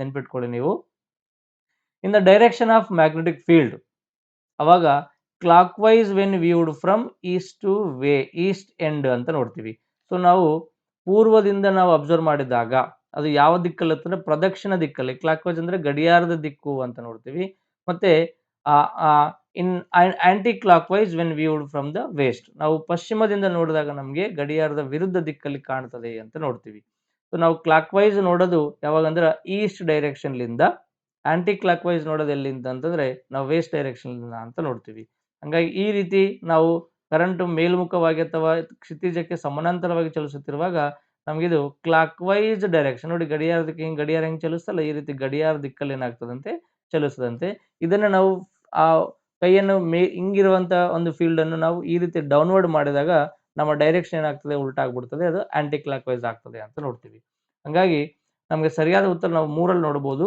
ಪೂರ್ವ ದಿಕ್ಕಿನಿಂದ ಪ್ರದಕ್ಷಿಣವಾಗಿರುತ್ತದೆ ಮತ್ತು ಪಶ್ಚಿಮದಿಂದ ದಿಕ್ಕಿನಿಂದ ಅಪ್ರದಕ್ಷಿಣಾಕಾರವಾಗಿರುತ್ತದೆ ಅಂತ ನೋಡ್ತೀವಿ ಅದೇ ನಾವು clock wise when east east ಅಂತಂದ್ರೆ ಪೂರ್ವ ದಿಕ್ಕಿನಿಂದ ನೋಡಿದಾಗ ಪ್ರದಕ್ಷಿಣವಾಗಿರುತ್ತದೆ ಮತ್ತೆ aunty clock wise when viewed from west ಅಂತ ನೋಡ್ತೀವಿ ದಟ್ ಈಸ್ ಪಶ್ಚಿಮ ದಿಕ್ಕಿನಿಂದ ನೋಡಿದಾಗ ನಮಗೆ ಅಪ್ರದಕ್ಷಿಣವಾಗಿರುತ್ತದೆ ಈ ನಿಯಮಗಳ ಬಗ್ಗೆ ಸ್ವಲ್ಪ ಇನ್ಫಾರ್ಮೇಶನ್ ಕಲೆಕ್ಟ್ ಮಾಡ್ಕೊಳ್ಳಿ ಎಕ್ಸಾಮ್ದಲ್ಲಿ ಬರುವ ಸಾಧ್ಯತೆ ಜಾಸ್ತಿ ಸೊ ಸರಿಯಾದ ಉತ್ತರ 3 ಅಂತ ನೋಡ್ತೀವಿ ನೋಡಿ ಸೌರ ಸ್ಥಿರಾಂಕದ ಅಂದಾಜಿಸಲಾಗಿರುವಂತ ಸರಿಸುಮಾರು ಮೌಲ್ಯ ಎಕ್ಸಾಮ್ದಲ್ಲಿ ಕಾನ್ಸ್ಟಂಟ್ ವ್ಯಾಲ್ಯೂಗಳು ಬರ್ತವೆ ನೋಡ್ರಿ ಫಿಕ್ಸ್ಡ್ ವ್ಯಾಲ್ಯೂಗಳು ಬರ್ತವೆ ಈಗಾಗಲೇ ನಾವು ಪ್ಲಾಂಕ್ಸ್ ಕಾನ್ಸ್ಟಂಟ್ ಬಗ್ಗೆ ಕ್ವಶನ್ ಬಂದಿದೆ ಯಾವ ಕಾನ್ಸ್ಟಂಟು ಪ್ಲಾಂಕ್ಸ್ ಕಾನ್ಸ್ಟಂಟು ಡಿ ಬ್ರಾಗ್ಲಿ ವೇವ್ ಲೆಂತ್ಗಳ ಬಗ್ಗೆ ಕ್ವಶನ್ ಬಂದಿದೆ ಗ್ರಾವಿಟೇಷನಲ್ ಕಾನ್ಸ್ಟಂಟ್ಗಳ ಬಗ್ಗೆ ಬಂದಿದೆ ಇಲ್ಲಿ ಸೋಲಾರ್ ಕಾನ್ಸ್ಟೆಂಟ್ ಅಂತ ಒಂದು ಕಾನ್ಸೆಪ್ಟ್ ಬಂದಿದೆ. ಎಲ್ಲಕ್ಕೂ ಸಹಿತ ಕಾನ್ಸ್ಟೆಂಟ್ಗಳು ಅಂತ ಇದಾವೆ. ಅವು ವ್ಯಾಲ್ಯೂ ಚೇಂಜ್ ಆಗಲ್ಲ. ಅದ್ರ ವ್ಯಾಲ್ಯೂ ಸ್ವಲ್ಪ ನಾವು ಮೈಂಡಲ್ಲಿ ಇಟ್ಕೋಬೇಕಾಗ್ತದೆ. ಪ್ರತಿ ಎಕ್ಸಾಮ್ದಲ್ಲಿ ಒಂದು ಕ್ವಶನ್ ಕೇಳ್ತಾನೆ. ಏನ್ ಸರ್ ಸೌರ ಕಾನ್ಸ್ಟೆಂಟ್ ಅಥವಾ ಸೋಲಾರ್ ಕಾನ್ಸ್ಟೆಂಟ್ ಮೀನಿಂಗ್ ಏನು ಅಂತಂದ್ರೆ, ನೋಡಿ ಈ ರೀತಿ ಒಂದು ನನ್ನ ಕಡೆ ಒಂದು 1 ಸ್ಕ್ವೇರ್ ಮೀಟರ್ ಆಗಿರುವಂತ ಒಂದು ಸಿಲಿಕಾನ್ ಪಾಡ್ ಅಥವಾ ಯಾವುದೋ ಒಂದು ಪ್ಯಾಡ್ ಇದೆ ಅಂತ ತಿಳ್ಕೊಳ್ಳಿ. ಹಿಂಗೊಂದು ಮೀಟರ್, ಹಿಂಗೊಂದು ಮೀಟರ್, ಹಿಂಗೊಂದು ಮೀಟರ್, ಹಿಂಗೊಂದು ಮೀಟರ್ ಒಂದು ನನ್ನ ಕಡೆ ಒಂದು ಏನು ಸೂರ್ಯನ ಕಿರಣಗಳನ್ನು ಹೀರಿಕೊಳ್ಳುವಂತ ಒಂದು ವಸ್ತು ಇದೆ. ಇದ್ರ ಮೇಲೆ ಪ್ರತಿ ಸೆಕೆಂಡ್‌ಗೆ ಸೂರ್ಯನ ಇದ್ರ ಮೇಲೆ ಬಿದ್ದಾಗ ಎನರ್ಜಿ ಎಷ್ಟು ಬಿಡುಗಡೆ ಆಗ್ತದೆ? ಶಕ್ತಿ ಎಷ್ಟು ಬಿಡುಗಡೆ ಆಗ್ತದೆ? ಸೂರ್ಯನ ಕಿರಣಗಳು ಒಂದು ಸೆಕೆಂಡ್‌ಗೆ ಇದ್ರ ಮೇಲೆ ಎಷ್ಟು ಶಕ್ತಿಯನ್ನು ರಿಲೀಸ್ ಮಾಡ್ತವೆ? ಶಕ್ತಿಯನ್ನು ನಾವು ಜೌಲ್ಸ್ ರೂಪದಲ್ಲಿ ಮೆಜರ್‌ಮೆಂಟ್ ಮಾಡ್ತೀವಿ. ಈ ಪ್ರತಿ ಸೆಕೆಂಡ್‌ಗೆ 1 ಸ್ಕ್ವೇರ್ ಮೀಟರ್ ಇರುವಂತ ಒಂದು ವಸ್ತು ಎಷ್ಟು ಶಕ್ತಿಯನ್ನು ಹೀರಿಕೊಳ್ಳುತ್ತದೆ? ಸೂರ್ಯನ ಕಿರಣಗಳಿಂದ ಎಷ್ಟು ಶಕ್ತಿ ಬಿಡುಗಡೆ ಆಗ್ತಾ ಇದೆ ಅನ್ನೋದನ್ನು ಮಿನಿಮಮ್ ಅಂತೂ ಒಂದು ಶಕ್ತಿ ಬಿಡುಗಡೆ ಆಗ್ತದೆ. ಅದು ಯಾವಾಗಲೂ ಸ್ಥಿರವಾಗಿರುತ್ತದೆ ಅಂತ ನೋಡ್ತೀವಿ. ಸೂರ್ಯನ ಕಿರಣಗಳು ಜಾಸ್ತಿ ಇದ್ದಾಗ ಜಾಸ್ತಿ, ಕಮ್ಮಿ ಇದ್ದಾಗ ಕಮ್ಮಿ. ಬಟ್ ಅಟ್ ಲೀಸ್ಟ್ ಒಂದು ನಿರ್ದಿಷ್ಟ ಪ್ರಮಾಣದಾದರೂ ಶಕ್ತಿ ಬಿಡುಗಡೆ ಆಗೇ ಆಗ್ತದೆ. ಆ ಶಕ್ತಿಯ ಪ್ರಮಾಣ ಎಷ್ಟು ಅಂತ ಕೇಳ್ತಾನೆ. The solar constant is the amount of solar energy received per second by a square meter area ಅಂತ ನೋಡ್ತೀವಿ. ಎಷ್ಟು metre area? Square metre area exposed perpendicularly to the sun rays in space at average earth sun distance. ಎಷ್ಟು distance ಅಲ್ಲಿ ಇಟ್ಬೇಕು sir ಅದು ಆ ಕಿರಣಗಳಿಗೆ ಮತ್ತು ಪ್ಯಾಡ್‌ಗೆ ಅಂದ್ರೆ ಸೂರ್ಯನ ಮತ್ತು ಭೂಮಿ ಇರುವಂತ ಸರಾಸರಿ ಡಿಸ್ಟೆನ್ಸ್ ಗೊತ್ತಲ್ಲ ನಿಮಗೆ? 150 ಮಿಲಿಯನ್ ಕಿಲೋಮೀಟರ್ ಅಂತ ನಾವು ಡಿಸ್ಟೆನ್ಸ್ ನೋಡ್ತೀವಿ. 15 ಕೋಟಿ ಕಿಲೋಮೀಟರ್ ಡಿಸ್ಟೆನ್ಸ್ ಅಲ್ಲಿ ಅವೆರಡು ಇಟ್ಟಾಗ ಪ್ರತಿ ಸೆಕೆಂಡ್‌ಗೆ ಆ ಒಂದು ಸೋಲಾರ್ ಪ್ಯಾಡ್ ಅಥವಾ ಒಂದು ಆ ಸಿಲಿಕಾನ್ ಪ್ಯಾಡ್ ಎಷ್ಟು ಸೌರ ಶಕ್ತಿಯನ್ನು ಹೀರಿಕೊಳ್ಳುತ್ತದೆ ಅದನ್ನೇ ನಾವು ಸೋಲಾರ್ ಕಾನ್ಸ್ಟೆಂಟ್ ಅಂತ ಕರಿತೀವಿ. The values approximately 1.4 kilojoules per metre square ಅಂತ ನೋಡ್ತೀವಿ. ಇದನ್ನ ನಾವು ಕಿಲೋ ವ್ಯಾಟ್ ಅಲ್ಲಿ ಕೊಡಿದ್ರೆ 1.4 kilowatt per metre square ಅಂತ ಕೊಡ್ತೀವಿ. ನಮ್ಗೆ ಎಕ್ಸಾಮ್‌ದಲ್ಲಿ ಇಲ್ಲಿ ಯಾವ ರೀತಿ ಆಪ್ಷನ್ ಕೊಟ್ಟಿದ್ದಾರೆ? ಕಿಲೋ ವ್ಯಾಟ್ ಅಲ್ಲಿ ಪರ್ ಮೀಟರ್ ಅಂತ ಕೊಟ್ಟಿಲ್ಲ. Kilojoules per metre per second square ಅಂತ ಕೊಡ್ತಾರೆ. ಹಂಗಾಗಿ ನಮಗೆ ಸರಿಯಾದ ಉತ್ತರ 1.4 ಕಿಲೋ ಜೌಲ್ಸ್ ಅಂತಿದೆ. ಇಲ್ಲಿ ಆಪ್ಷನ್ ಡಿ ದಲ್ಲಿ ನೋಡ್ತೀವಿ ನಾವು 1.4 ಕಿಲೋ ಜೌಲ್ಸ್ ಅಂತ ನೋಡ್ತೀವಿ. ಇನ್ ಅದರ್ ವರ್ಡ್ಸ್ ಇದು ಸ್ವಲ್ಪ ಸಿಂಪಲ್ ಮಾಡಿ ಹೇಳ್ಬೋದೇನು ಸರ್ ನೀವು ಅಂತ ಹೇಳ್ಬೋದು. It means 1.4 kilo joules of solar energy arrive every second for every square meter area facing the sun as it enters the outer edge of earth atmosphere. ಸೂರ್ಯನ ಹೊರಭಾಗದಿಂದ ಪ್ರತಿ square ಮೀಟರ್ಗೆ ಭೂಮಿಗೆ ಬರುವಂತ ಶಕ್ತಿಯ ಪ್ರಮಾಣ ಎಷ್ಟು ಅಂತಂದ್ರೆ 1.4 ಕಿಲೋ ಜೌಲ್ಸ್ ಅಂತ ನೋಡ್ತೀವಿ. ಇದು ಯಾವಾಗಲೂ ಫಿಕ್ಸ್ ಮಿನಿಮಮ್ ಇಷ್ಟು ಬಂದೇ ಬರ್ತದೆ. ಇಷ್ಟು ಫಿಕ್ಸ್ ವ್ಯಾಲ್ಯೂ ಅಂತ ಕೊಡ್ತಾನೆ. ಇದ್ರ ವ್ಯಾಲ್ಯೂ ಎಷ್ಟು? 1.4 kilojoules 1.4 kilojoules per option ನಾನು 40 ಅಂತ ಹೇಳಿದೆ. 1.4 ಇಲ್ಲಿದೆ. 1.4 kilojoules per metre square ಅಂತ 11 ಪಾಯಿಂಟ್ ಇದೆ. 11 ಅಲ್ಲ, ಎಷ್ಟು? 1.4 ಅಂತ ನೋಡ್ತೀವಿ. ಮೀನಿಂಗ್ ಕಾನ್ಸೆಪ್ಟ್ ತಿಳ್ಕೊಳ್ಳಿ. ಕಾನ್ಸೆಪ್ಟ್ ಏನು ಅಂತಂದ್ರೆ ಸೂರ್ಯನ ಕಿರಣಗಳು ಪ್ರತಿ ಸೆಕೆಂಡ್‌ಗೆ ಭೂಮಿಗೆ ಬರಬೇಕಾದ್ರೆ 1 ಸ್ಕ್ವೇರ್ ಮೀಟರ್ ಏರಿಯಾ ಇರುವಂತ ಒಂದು ವಸ್ತುನಲ್ಲಿ ಎಷ್ಟು ಬೆಳಕನ್ನು ರಿಸೀವ್ ಮಾಡಿಕೊಳ್ಳುತ್ತದೆ, ಸೂರ್ಯ ಎಷ್ಟು ಬೆಳಕನ್ನು ಪ್ರೊಡ್ಯೂಸ್ ಮಾಡ್ತಾ ಇದ್ದಾನೆ, ಅದರಿಂದ ಬಿಡುಗಡೆ ಶಕ್ತಿಯ ಪ್ರಮಾಣ ಎಷ್ಟು ಅನ್ನೋದನ್ನೇ ನಾವು ಸೋಲಾರ್ ಕಾನ್ಸ್ಟೆಂಟ್ ಅಂತ ಕರಿತೀವಿ. ಎಲ್ಲೋದ್ರೂ ಮಿನಿಮಮ್ ಇಷ್ಟು ವ್ಯಾಲ್ಯೂ ಇದ್ದೇ ಇರ್ತದೆ. ನಾನು ಆಪ್ಷನ್ ಡಿ ಅಂದೆ, ಆಪ್ಷನ್ ಡಿ 11 ಇದೆ. 11 ಅಲ್ಲ, ಎಷ್ಟು? 1.4 kilojoules per metre square ಅಂತ ಕರಿತೀವಿ. ಇದು ಫಿಕ್ಸ್ಡ್ ವ್ಯಾಲ್ಯೂ ಇರುವಂತ ವ್ಯಾಲ್ಯೂ. ವಾಹನಗಳ ಹಿನ್ನೋಟ ದರ್ಪಣಗಳಲ್ಲಿ ಸಮತಲ ದರ್ಪಣದ ಬದಲಿಗೆ ಪೀನ ದರ್ಪಣಗಳನ್ನು ಬಳಸುವರು. ಇದಕ್ಕೆ ಮುಖ್ಯ ಕಾರಣ ಏನು ಅಂತ ಕೇಳ್ತಾನೆ. ಸೊ ಇದಕ್ಕೆ ನಾವು ಇಂಗ್ಲಿಷ್ ಅಲ್ಲಿ ರಿಯರ್ ವ್ಯೂ ಮಿರರ್ಸ್, ಯಾವುದು? ರಿಯರ್ ವ್ಯೂ ಮಿರರ್ ಅಂತ ಕರಿತೀವಿ. ರಿಯರ್ ಅಂದ್ರೆ ಹಿಂದೆ ಬರುವಂತದ್ದು ಅಂತ. ಹಿಂದೆ ಬರುವಂತ ವಸ್ತುಗಳು ನೋಡ್ಬೇಕಾದ್ರೆ ವಾಹನಗಳಲ್ಲಿ ನಾವು ಯಾವ ಮಿರರ್ ಯೂಸ್ ಮಾಡ್ತೀವಿ? ನಾವು ಕಾನ್ವೆಕ್ಸ್ ಮಿರರ್ ಅನ್ನು ಯೂಸ್ ಮಾಡ್ತೀವಿ ನಾವು. ಪೀನ ದರ್ಪಣಗಳು ಬಳಸ್ತೀವಿ. ಏನಕ್ಕೆ ಅಂತಂದ್ರೆ ಪೀನ ದರ್ಪಣಗಳು ದೊಡ್ಡದಾಗಿರುವಂತ ಚಿತ್ರಣವನ್ನು ಚಿಕ್ಕದಾಗಿ ಮಾಡಿ ತೋರಿಸ್ತವೆ. ಹಂಗಾಗಿ ಚಿಕ್ಕ ಪ್ರಮಾಣದ ಗಾತ್ರದಲ್ಲಿ ಸಹಿತ ನಾವು ದೊಡ್ಡದಾಗಿರುವಂತ ಏರಿಯಾವನ್ನು ಕ್ಯಾಪ್ಚರ್ ಮಾಡಕ್ ಸಾಧ್ಯ ಆಗ್ತದೆ. ಎನ್ಲಾರ್ಜ್ಡ್ ಇರುವಂತ ಏರಿಯಾವನ್ನು ನಾವು ಕ್ಯಾಪ್ಚರ್ ಮಾಡಬಹುದು. ವಿಶಾಲವಾಗಿರುವಂತ ಏರಿಯಾವನ್ನು ಕ್ಯಾಪ್ಚರ್ ಮಾಡುವಂತ ಗುಣ ಯಾವ ದರ್ಪಣದಲ್ಲಿದೆ ಅಂತಂದ್ರೆ ಕಾನ್ವೆಕ್ಸ್ ಮಿರರ್ಗಳಲ್ಲಿದೆ. ಹಂಗಾಗಿ ಇಲ್ಲಿ ನೋಡಿ, ಡ್ರೈವರ್ನ ಮುಂದೆ ಕನ್ನಡಿ ಇಷ್ಟ ಸಣ್ಣ ಕನ್ನಡಿ ಇರ್ತದೆ. ಬಟ್ ನೋಡಿ ಇಷ್ಟು ವಿಶಾಲವಾಗಿರುವಂತ ಏರಿಯಾವನ್ನು ಕ್ಯಾಪ್ಚರ್ ಮಾಡಬಹುದು. ನೋಡಿ ಇದ್ರೊಳಗ ಕನ್ನಡಿ ಇಷ್ಟೇ ಇದ್ರು ಸಹಿತ ಸುಮಾರು ಏರಿಯಾವನ್ನು ಏನ್ ಮಾಡಬಹುದು ನಾವು ಇದರಲ್ಲಿ ಕ್ಯಾಪ್ಚರ್ ಮಾಡಬಹುದು. ಹಿಂಗಿರುವುದರಿಂದನೇ ಹಿಂದೆ ಎಷ್ಟೇ ವಾಹನಗಳು ಬಂದರೂ ಸಹಿತ, ಎಷ್ಟೇ ದೂರದಲ್ಲಿ ಬಂದರೂ ಸಹಿತ ನಮ್ಗೆ ಸ್ಪಷ್ಟವಾಗಿರುವಂತ ಮಾಹಿತಿ ಗೊತ್ತಾಗ್ತದೆ. ಹಂಗಾಗಿ ಪ್ರತಿಬಿಂಬಗಳು ಸತ್ಯ ಮತ್ತು ನೇರವಾಗಿರುತ್ತವೆ? ಇಲ್ಲ. ಇದು ಈ ಸತ್ಯ ಮತ್ತು ನೇರವಾಗಿದ್ದರೂ ಸಹಿತ ಇದಕ್ಕೆ ಸರಿಯಾದ ಉತ್ತರ ಇದು ನಾವು ತಗೊಂಗಿಲ್ಲ. ದೃಷ್ಟಿ ಕ್ಷೇತ್ರವು ಬಹಳ ಅಧಿಕವಾಗಿರುತ್ತದೆ. ಎಸ್. ದೃಷ್ಟಿ ಕ್ಷೇತ್ರ ಅಂತ ಬಂದಾಗ ಎನ್ಲಾರ್ಜ್ಡ್ ಏರಿಯಾ ಅಂತ ಕರಿತೀವಿ. ಹಿಂದೆ ಬರುವಂತ ವಾಹನಗಳ ಹಿಂದೆ ಇರುವಂತ ಏರಿಯಾವನ್ನು, ದೊಡ್ಡದಾಗಿರುವಂತ ಏರಿಯಾವನ್ನು ನಾವು ಚಿಕ್ಕದಾಗಿರುವಂತ ಕನ್ನಡಿಯಲ್ಲಿ ನಾವು ಪಡಿಬಹುದು. ಡಿಮಿನಿಷ್ಡ್ ಇಮೇಜ್ ಅಂತ ಕರಿತೀವಿ.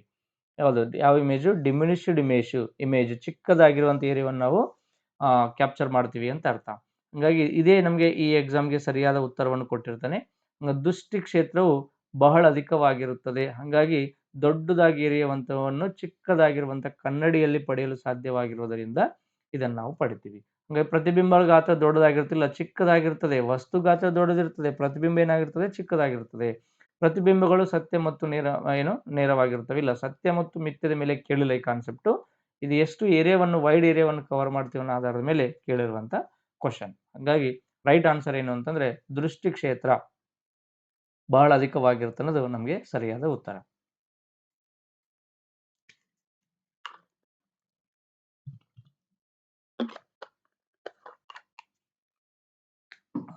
ನೋಡಿ, ಒಂದು ಚೆಂಡನ್ನು 49 ಮೀಟರ್ ಪರ್ ಸೆಕೆಂಡ್ ವೇಗದೊಂದಿಗೆ ಲಂಬವಾಗಿ ಮೇಲಕ್ಕೆ ಎಸೆದಾಗ ಅದು ತಲುಪುವುದು ಗರಿಷ್ಠ ಎತ್ತರ ಅಂತ ಕೇಳ್ತಾನೆ. ನೋಡಿ, ಇದು ನಮ್ಮ ನೆಲ. ಈ ನೆಲದಿಂದ ಲಂಬ ಅಂದ್ರೆ ಸ್ಟ್ರೇಟ್. ನೆನ್ಪಿಟ್ಕೊರಿ, ಯಾವಾಗಲೂ ಕನ್ನಡದಲ್ಲಿ ಲಂಬ ಅನ್ನೋ ವರ್ಡ್ ಬಂದ್ರೆ ಸ್ಟ್ರೇಟ್ ಅಂತ ಅರ್ಥ ಮಾಡ್ಕೋಬೇಕು. ಲಂಬವಾಗಿ ಸ್ಟ್ರೇಟ್ ಆಗಿ ಒಂದು ಚೆಂಡನ್ನು ಮೇಲಕ್ಕೆ ಎಸೆಕತ್ತಾರಂತ. ಎಸಿಬೇಕಾದ್ರೆ ಒಂದು ಸ್ಟಾರ್ಟಿಂಗ್ ಸ್ಪೀಡ್ ಬೇಕಲ್ಲ. ಸ್ಟಾರ್ಟಿಂಗ್ ಸ್ಪೀಡ್ ಎಷ್ಟಿದೆ ಅಂತಂದ್ರೆ 49 ಮೀಟರ್ ಪರ್ ಸೆಕೆಂಡ್ ಇದೆ ಅಂತೆ. ನಿಮಗೆ ಗೊತ್ತಲ್ಲ, ಗ್ರಾವಿಟಿಯಿಂದ, ಗುರುತ್ವಾಕರ್ಷಣ ಬಲದಿಂದ ಒಂದು ವಸ್ತು ಭೂಮಿಯನ್ನು ಬಿಟ್ಟು ಮೇಲಕ್ಕೆ ಮೇಲಕ್ಕೆ ಮೇಲಕ್ಕೆ ಮೇಲಕ್ಕೆ ಮೇಲಕ್ಕೆ ಹೋಗ್ತಿರ್ಬೇಕಾದ್ರೆ ಅದರ ಸ್ಪೀಡ್ ಕಮ್ಮಿ ಆಗ್ತಾ ಹೋಗ್ತದೆ. ಅದರ ಸ್ಪೀಡ್, ಅಥವಾ ನಾವು ನಿಮ್ಗೆ ಅರ್ಥ ಆಗಬೇಕಾದ ಸ್ಪೀಡ್ ಅಂತ ಹೇಳಿ ಸೈಂಟಿಫಿಕ್ ಆಗಿ ಇದನ್ನು ಆಕ್ಸಿಲರೇಷನ್ ಅಂತ ಕರಿತೀವಿ. ಏನು? ಆಕ್ಸಿಲರೇಷನ್. ಈ ಆಕ್ಸಿಲರೇಷನ್ ಏನಾಗ್ತದೆ ಅಂತಂದ್ರೆ ಕಮ್ಮಿ ಆಗ್ತಾ ಹೋಗ್ತದೆ. ಅದೇ ಭೂಮಿಯ ಕಡೆಗೆ ಬೀಳ್ತಿರ್ಬೇಕಾದ್ರೆ, ಮೇಲಿಂದ ಎತ್ತರದ ಕೆಳಗೆ ಬೀಳ್ತಿರ್ಬೇಕಾದ್ರೆ ಆಕ್ಸಿಲರೇಷನ್ ಜಾಸ್ತಿ ಜಾಸ್ತಿ ಜಾಸ್ತಿ ಆಗ್ತಾ ಬರ್ತದೆ. ಹಂಗಾಗಿ ಇಲ್ಲಿ ಸ್ಪೀಡು ಕಮ್ಮಿ ಆಗ್ತಾ ಹೋಗಿ ಎಷ್ಟೋ ಒಂದು ಎತ್ತರಕ್ಕೆ ಹೋಗಿ ಚೆಂಡು ನಿಂತು ಬಿಡ್ತದೆ. ಸೊ ಎಷ್ಟು ಎತ್ತರಕ್ಕೆ ಹೋಗಿ ನಿಲ್ಲುತ್ತದೆ ಅಂತ ಕ್ವಶನ್ ನಮ್ಗೀಗ. 49 ಮೀಟರ್ ಪರ್ ಸೆಕೆಂಡ್ಲಿಂದ ಬಾಲ್ ಮೇಲಕ್ಕೆ ಹೋಗ್ತಿರ್ಬೇಕಾದ್ರೆ ಅದು 49 ಇದ್ದಿದ್ದು 40, 30, 20, 10 ಆಮೇಲೆ 0 ಆಗಿ ನಿಂತು ಬಿಡ್ತತಿ.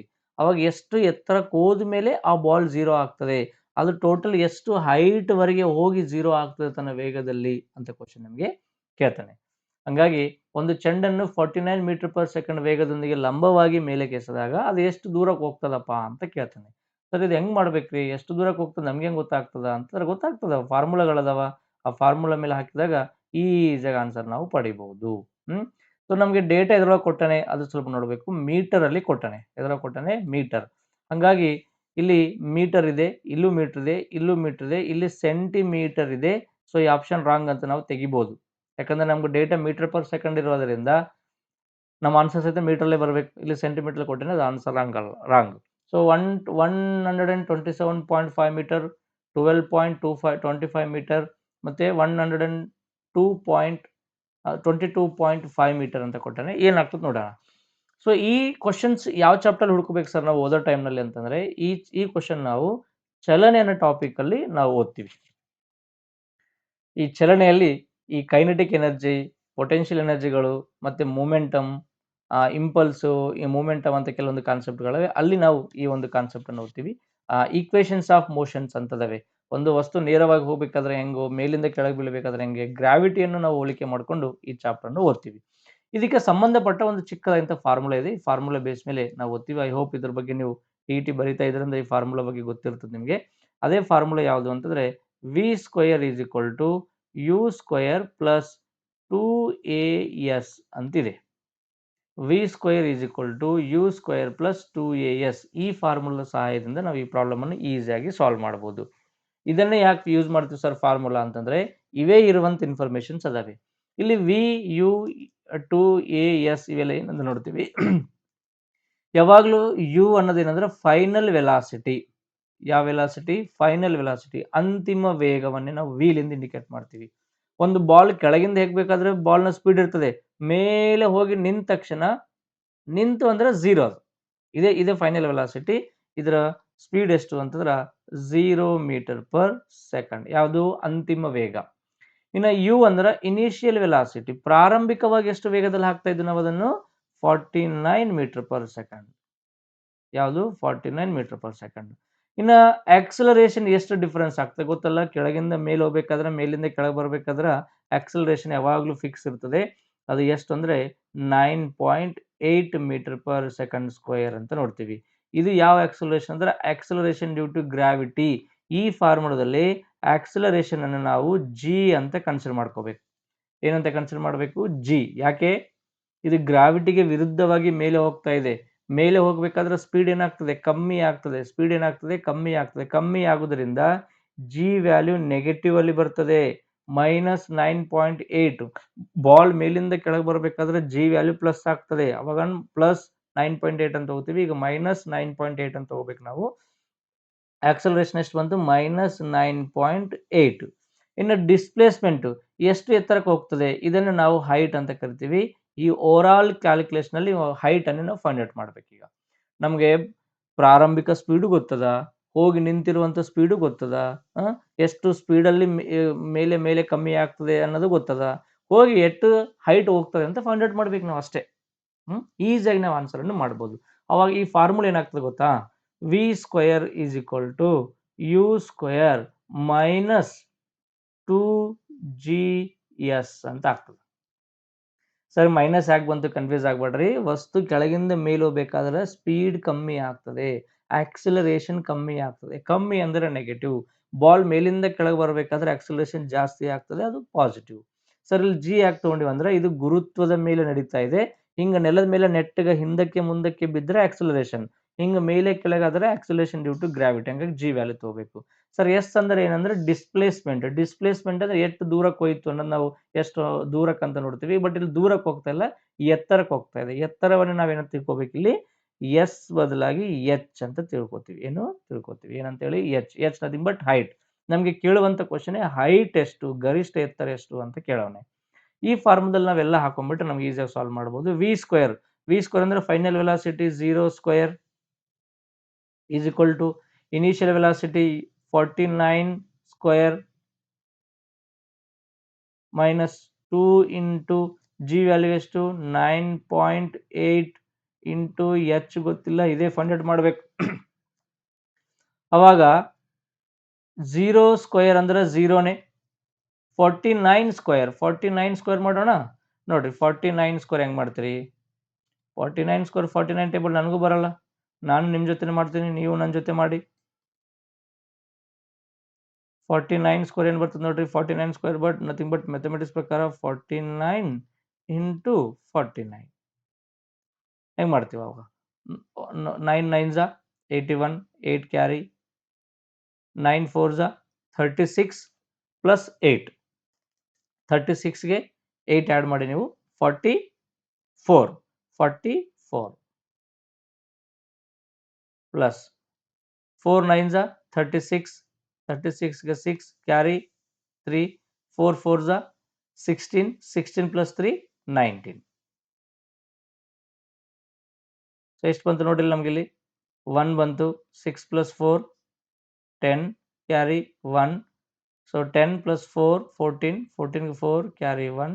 So 2401. That is 49 square is equal to 2401 minus 2 into 9.8. 9.8 into 2 ಮಾಡ್ರಿ. 2 8s 16 carry 1. 2 9s 18, 18 plus 1 19. 19.6. 19.6 into h. ಅವಾಗ ನಮ್ಗೆ ಎದ್ರ ವ್ಯಾಲ್ಯೂ ಬೇಕಂದ್ರೆ ಎಚ್ ವ್ಯಾಲ್ಯೂ ಬೇಕು. ಹಾಗಾಗಿ ಈ ಕಡೆ ಏನು ಡೇಟಾ ಐತಲ್ಲ ಇದನ್ನೆಲ್ಲ ಆ ಕಡೆ ತಗೊಂಡೋಗೋಣ. ಯಾವ ಕಡೆ ಅಂದ್ರೆ ಈ ಕಡೆ. ಇದು 0 ಐತಲ್ಲ, 0 ಏನು ಸಂಬಂಧ ಇಲ್ಲ. ಅವಾಗ 0 ಇಂಟು ಬಂದಾಗ ಈ ಮೈನಸ್ ಇದು ಏನಾಗ್ತದೆ? Plus 9. That is 19.6 into h is equal to 2401. ನಮ್ಗೆ ಎದ್ರ ವ್ಯಾಲ್ಯೂ ಬೇಕು? ಎಚ್ ವ್ಯಾಲ್ಯೂ ಬೇಕು. ಹಂಗಾಗಿ h is equal to 2401 divided by, ಯಾಕೆ ಡಿವೈಡ್ ಮಾಡ್ತೀರಿ? ಈ ಕಡೆ ಇಂಟು ಈ ಕಡೆ ಬಂದ್ರೆ ಡಿವೈಡೆಡ್ ಬೈ 19.6. ಅವಾಗ ಇದೇ ನಮ್ಗೆ ಬೇಕಾಗಿರುವಂಥ ಹೈಟ್.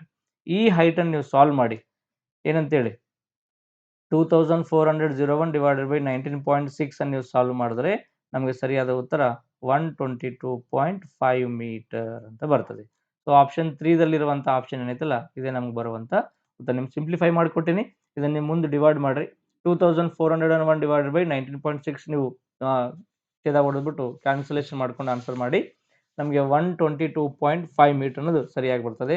ಬಟ್ ಇಲ್ಲಿ 122.5 ಇಲ್ಲೂ ಇದೆ, ಬಟ್ ಇದು ಸೆಂಟಿಮೀಟರ್ ಇದೆ. ಈಗಾಗಲೇ ಹೇಳಿನಿ ಇದು ಆನ್ಸರ್ ಆಗಲ್ಲ. ನಮಗೆ ಸರಿಯಾದ ಉತ್ತರ 122.5.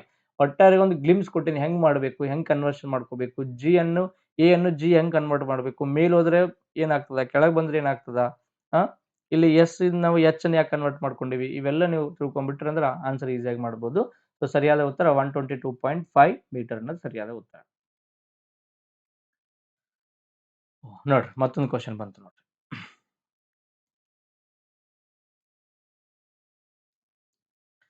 ನೋಡ್ರಿ 20 kg ದ್ರವ್ಯರಾಶಿಯ ಚೆಂಡೊಂದನ್ನು ಮೇಜಿನ ಮೇಲೆ ಸರಳ ರೇಖೆಯಲ್ಲಿ ಚಲಿಸುತ್ತಿದೆ ಅಂತಂದ್ರೆ ಈ ರೀತಿ ಒಂದು ಟೇಬಲ್ ಮೇಲೆ ಒಂದು ಬಾಲ್ ಇದೆ ಅಂತ, ಈ ಬಾಲ್ 20 kg ಇದೆ, ಹಿಂಗ ಈ ರೀತಿ ಮುಂದಕ್ಕೆ ಹೋಗ್ತಾ ಇದೆ. ಇದರ ವೇಗ ಮತ್ತು ಕಾಲನಕ್ಷೆಯನ್ನು ನೀಡಿದೆ.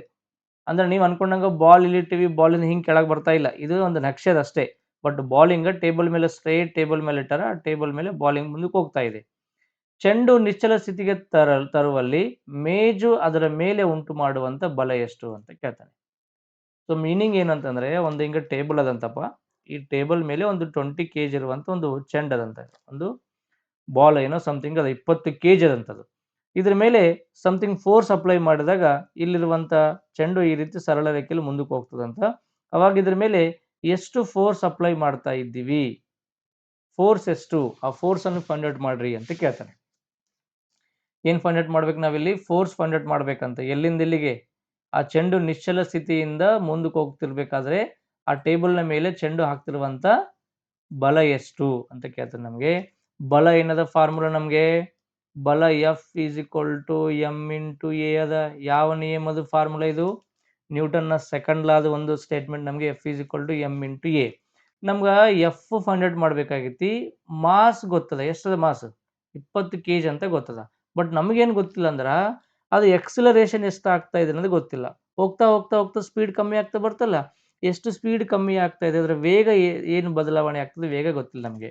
ಬಟ್ ನಮಗೆ ಗೊತ್ತಿರುವಂಥ formula acceleration is equal to ಏನದ, U minus V divided by V minus U divided by T ಅಂತಿದೆ ನಮಗೆ. T acceleration is equal to V minus U divided by T ಅಂತ ನೋಡ್ತೀವಿ. ಸೊ ಇಲ್ಲಿ ವಿ ಅಂದರೆ ಗೊತ್ತು ನಿಮಗೆ, ಮತ್ತೆ as it is initial velocity, U ಅಂದರೆ ಇನಿಷಿಯಲ್ ವೆಲಾಸಿಟಿ, ವಿ ಅಂದರೆ ಫೈನಲ್ ವೆಲಾಸಿಟಿ, ಮತ್ತೆ ನಮಗೆ ಬೇಕಾಗಿರುವಂಥ ಟೈಮ್ ಎಷ್ಟು ಅಂತ ನಾವು ನೋಡ್ತೀವಿ. ಹಾಗಾಗಿ ನಮಗೆ ಈ ದ್ರವ್ಯರಾಶಿಯ ನೀವು ಅಬ್ಸರ್ವ್ ಮಾಡಿ, ಇದು ವೇಗ ಇದೆ, ಇದು ವೇಗ, ಇದೇನಿದೆ ಕಾಲ ಇದೆ ಅಂತ ನೋಡ್ತೀವಿ. ಏನಿದು ಕಾಲ.